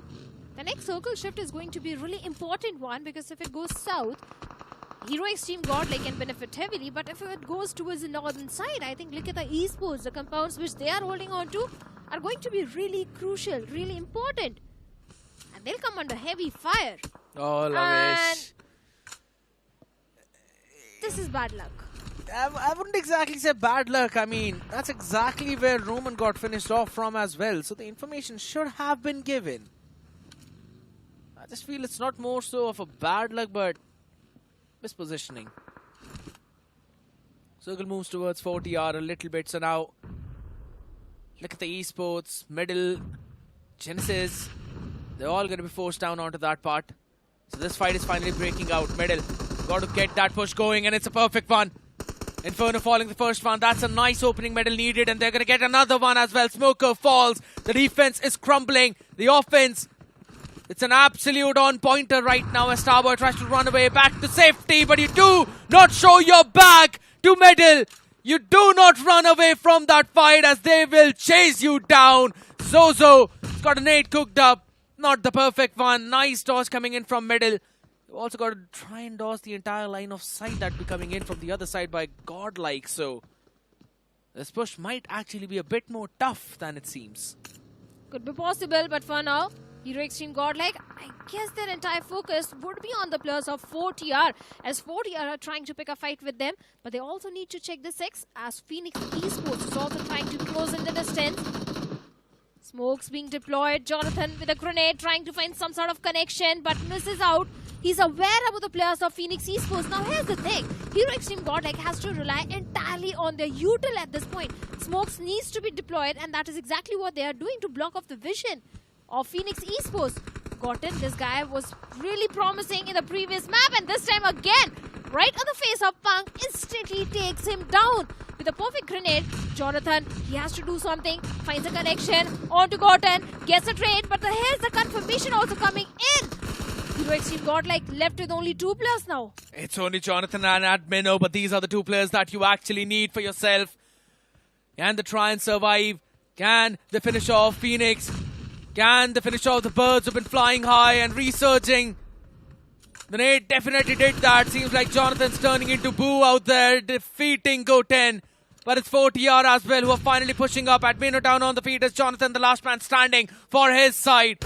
Still trying to hold his ground down as Morty puts him out of the misery. Admino's finished off. Jonathan still stands. But 1v4 is a bit too much to ask as a 3-pointer lands. And a fantastic shot. 4TR will eliminate the threat and the chance of a hat-trick. And they can themselves find the first one for them. Here's the thing, even though Hero Extreme Godlike missed onto the winner-winner chicken dinner, a hat-trick, but they got good amount of points converted in the last Erangel as well. But for now, Likitha Esports surviving with only one last player. 4TR trying to stage a comeback. We have been complaining that where is 4TR? They have been struggling. 5 finishes already in their backpack. They have got the entire control of the real estate. They have got the height advantage and also the players of Metal right in front of God. TWOB gets taken down, looking for the confirmation point as well. 4TR trying to pinch it down the players of Metal Esports. Even A-Bot gets taken down and the last player also goes down from the side of Metal Esports. It's all done and dusted as 4TR will claim the glory from the Western phrase, from the Western gods. They take control of the entire subcontinent of that circle. Picture perfect performance coming in from the boys, and after such a long time, Shadow. Just as you mentioned, we've been waiting for such a long time for them to slowly rise up back on the feet. And it seems like they're now looking solid. See them showing off that logo right now. They deserve it. Boys did. Well, we most certainly did it. Had a position advantage. The rotations were also pretty nice from the side of 4TR. They maintained that height control. Did capitalize on the information as well. A much needed winner-winner chicken dinner from the side of 4TR, because in the overall ranking, they were struggling a lot. But struggle is what makes you strong. The number of times you're being beat down. If you're good, you're going to be shining the brightest. They've been taking a lot of beating now, and their shine definitely could outshine everyone else, right? That entire engagement that eventually happened, I'd have to say, that was an absolute phenomenal one coming in, and maybe it's enough time for us to finally send it all the way back to the stage. देखिए BGMS season 4 का जो तीसरा दिन है, आप chronology समझिए. इसके पहले 2 मैचेस में गॉडलाइक ने उठाए चिकन डिनर, और अब 4TR जीती है, और यहाँ पे एक कनेक्शन बन रहा है. जी god with me. First up congratulations. आपकी जो एक्स टीम है, आपकी जो फॉर्मर टीम है, जब वो 2 चिकन डिनर लगातार उठा के लेके जाती है, तो उसके बाद what kind of conversations regroup और रिकैलिब्रेट करने के लिए होते हैं? हम लोग वैसे उनका इतना देख नहीं रहते. मेनली हमारा फोकस हमारी टीम पे ही था कि हमारी मिस्टेक्स कहाँ पे हो रही है और हम इम्प्रूव कैसे कर सकते हैं. तो मेन हमारा टारगेट वही था कि दिन का आखिरी मैच है, डिनर के साथ एंड करते, तो हो गया. मेरे अंदर के दोस्त जो हैं स्टूडियो में बता रहे हैं कि कंटेंट की दुनिया में तो तुम बेताज बादशाह बन चुके हो, right? You are doing so well. Suddenly वापस फोकस जो है वो ई स्पोर्ट्स पे कैसे आया? थोड़ा सा ब्रेक पे था मैं, थोड़ा personal reason and personal issues थे, बट वी आर बैक और अभी प्रॉपर ई स्पोर्ट्स का ग्राइंड चालू है, तो इधर भी वापस बादशाह बनते हैं. फाइनली चिकन डिनर जो है वो आ चुका है, and like we have been speaking about it, right? Tournament इतना लंबा है. The first thing is to make sure that आपकी टीम जो है वो उतने पॉइंट्स इकट्ठा कर सके. What's the plan ahead now? Plan वही होगा, एग्रेसिव खेलना है. हम लोग बिल्कुल ओवर कॉन्फिडेंट नहीं है, अंडर कॉन्फिडेंट नहीं है. टीम जस्ट अभी अभी बनी है, तो थोड़ा टाइम लगेगा. फर्स्ट वीक है, but we are getting there. धीरे धीरे होगा. Chotha match. Good to see you, brother, again, once again, to have this conversation. Z-God with me. 4TR, congratulations. Time for a break. We'll get back to the conversations.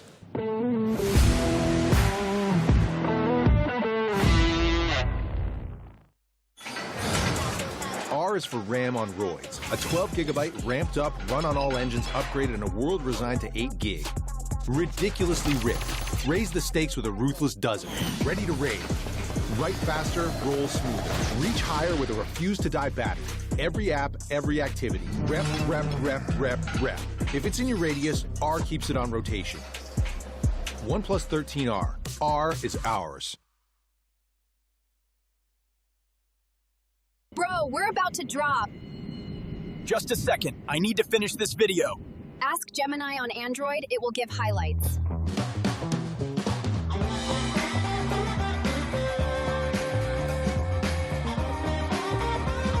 Press for key highlights.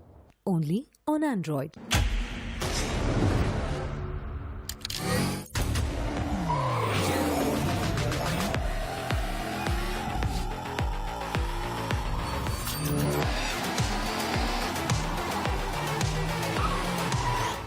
TVS Raider, the wicked ride.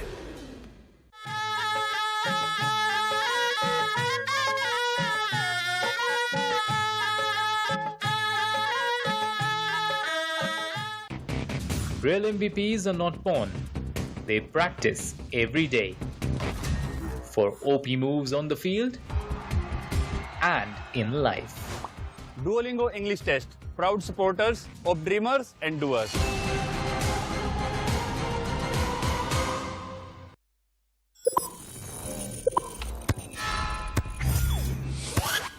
Red Bull gives you wings.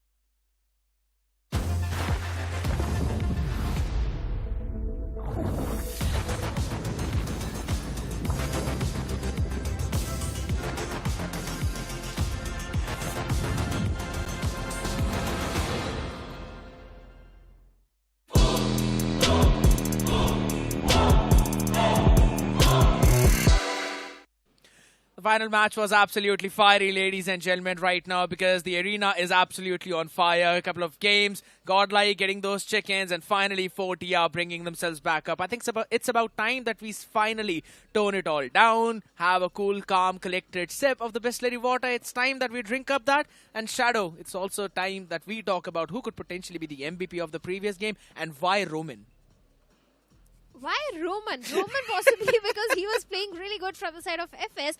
But let me summarize the entire day. This was a day of the gods. Z-God getting a chicken dinner. Hero Extreme Godlike getting 2 chicken dinners. And Mad King getting annihilated. And God's Reign getting a chicken dinner. Yeah. What about that as well? But there we go. Roman, the man back up on screen. 8 finishes already. 57% finish contribution coming in from the Man Forest team. FS were absolutely on cloud 9 thanks to this one dude. But let's have a look at the stars of the game as well, because they never dim. Well, it has to be Roman from the side of FS going all out with 8 finishes. Venom from Mendel is a best companion with 2 rescues, 1 assist, and last finisher is from the side of 4TR Morty. 2 finishes, 2 assists. Playing pretty decent out there, having his own fun time, right? And I believe, I'll have to say, this has been a pretty slow day, unlike the previous game, for which we will see the OnePlus never settle moments, because as soon as it started, it was an absolute massacre. London streets, as I said, out there as well. But then it turned down into something slow approach coming in. Then Roman decided to show his own form, create his own empire out there, make sure that he made sure that he was there, always shining brightly for his team. But eventually, it came down to 4TR. Everyone is showcasing a comeback. Hero Extreme Godlike, day 1 was full of struggles. Day 2, they started showcasing comeback. Day 3, full of domination. Even 4TR getting a chicken dinner. Where is Phoenix Esports? I was just about to stop you right there, because I knew what you were about to say, right? Where is Phoenix Esports? When will they show their comeback? Yeah. Because we know this entire team has so much potential, Shadow. Previously as well in many official tournaments, we saw them showcasing, being in the top 5, top 10s every single time, performing so good.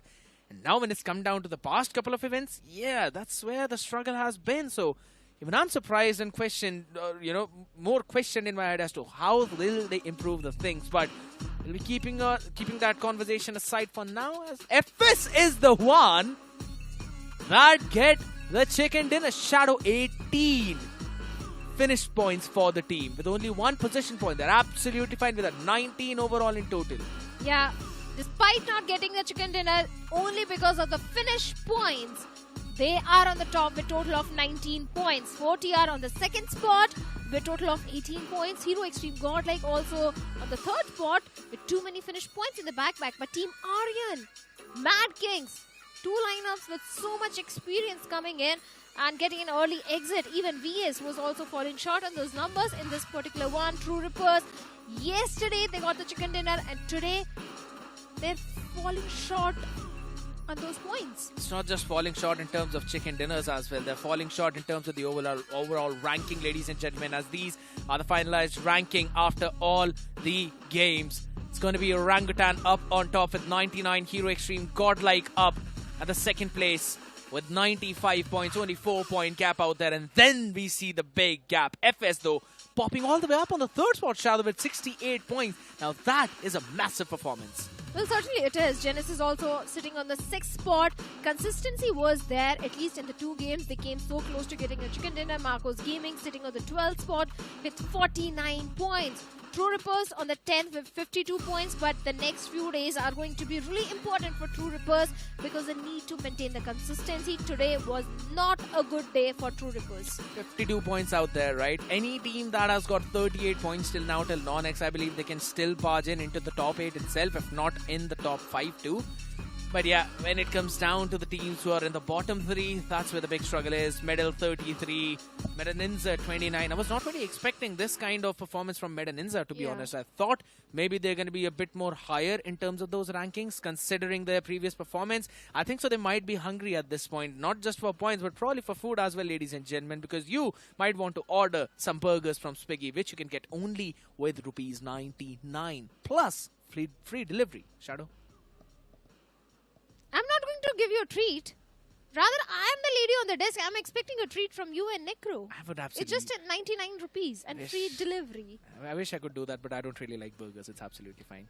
You can have fun. But one thing that I absolutely like are the most wicked players right now. So, ladies and gentlemen, let's have a look at the TVS most wicked players as well on our screen. And I'm pretty sure Admino might lead the charge with the performance that he delivered today. So certainly he is 23 finishes in 8 matches, 44% finish contribution. iQOO is also not that far behind, 19 finishes, 8 matches, 30% finish contribution. Spray God from the side of Global Esports, 18 finishes to his name. Finish contribution is a bit higher, 43% finish contribution. Absolutely. He's basically been the spearhead for the team as well. But once we move on to the second phase, numbers still are pretty high out here if you really talk about it. Look at Viper's finish contribution, 65%. They're just making sure that they enable that Viper. They're making sure that he's the one who's always getting those timings. Everyone else will give him the information and he's the one who will land in those shots. He is the one who will absolutely ride on the boat. But we don't have a boat out there, ladies and gentlemen, but we definitely have the TVS Raider out here. Make sure that you check out that bike because it is absolutely best in segment. Don't miss out on that. Look at how smart Robin is looking on that bike and how super solid that bike itself is looking. I want to check that out as well. Even I want to go and check that out. But before that, we'll still have a few more points to discuss, Shadow, out here. Because we've been constantly talking about how there are some teams who are struggling. But there are certain teams who have been absolutely on point right now. And I still want to bring the convo back to Spray God. Because he's only played 7 games. But he still is there. I agree, but I also want to look at the Swiggy 99 finishes, that how many finishes total have been accumulated, and 719 total number of finishes, 12 matches. That's a pretty high number. I mean, it was always going to be that high, right? And the times we've reached those 99 finishes has been 7 till now. And I'm pretty sure that number is going to rack up to 8 by tomorrow. You can quickly scan the QR code as well, ladies and gentlemen. Yes, I'm also trying to steal Shadow's phone to try and scan that QR code to order some burgers for myself right there.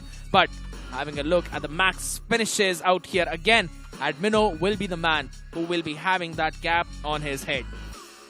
Certainly 23 finishes and Spray God with 18 finishes from the side of Global Esports. Yes, and you know what? I really want to hear what Admino has to say finally being back onto the stage as well. So let's throw it to Surain.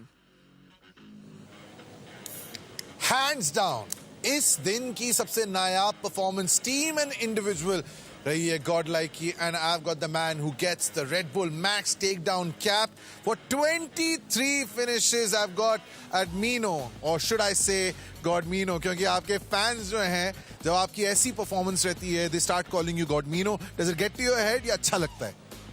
अच्छा लगता है, थोड़ा confident भी feel होता है जब अपनी audience इतना पंप करती है। और मेरे कोई नहीं, अपने टीममेट को भी होता है तो साथ ही साथ उनको भी पंप किया करो तुम लोग, ठीक है यार? 23 finishes. That is insane, right? Like, I shouldn't say insane, but you know what I mean. ऐसी rhythm के लिए do you work consciously on it? हाँ, मतलब जैसे कि अपने डे 1 अपना बहुत बेकार गया था, जितना आप सबने देखा होगा, तो उस पर हमने वर्क किया। मतलब मैंने इंडिविजुअली भी बहुत किया कि डिवाइस पर उतना हाथ सेट नहीं था क्योंकि उतना टाइम नहीं मिला था, बट धीमे धीमे हमने कोप अप किया, अपनी सारी मिस्टेक नोट की, उस पर वर्क किया एंड रिजल्ट आपको दिख गया। देखो, इंडिविजुअल चाहे कितना भी कमाल क्यों ना हो, लेकिन टीम का साथ बहुत जरूरी होता है। तुम्हारे IGL पंक और समवन लाइक जोनाथन एक दूसरे के स्टाइल्स को कॉम्प्लीमेंट कैसे करते हो? जैसे कि BMPS जो पहले एक टूर्नामेंट हुआ था, उसके बाद से हम लोगों का एक दूसरे पे बहुत ज़्यादा अंधा ट्रस्ट हो गया था। मतलब हमें पता था जिसका जो रोल है उस हिसाब से वो बहुत अच्छा खेलता है। बस बीच में थोड़ा डाउन आया था, लेकिन हम लोग तब भी हार नहीं मारे, एक दूसरे को पंप किया एंड बाकी आपको बताइए। आज का दिन पागलपन था। What a performance from Godlike and what a performance from Godmino. तीसरा दिन होता है यहाँ पे खत्म। We are looking forward. एक चीज बोलना चाहूंगा, मेरे को अभी किसी मेरे टीममेट ने बोला है बोलने को, तेरा भाई रहेगा बेटा ट्रॉफी का, इज्जत से। Day 4 का इंतजार है बेसब्री से। We'll see you tomorrow at 5 for BGMS Season 4. It is a mic drop moment.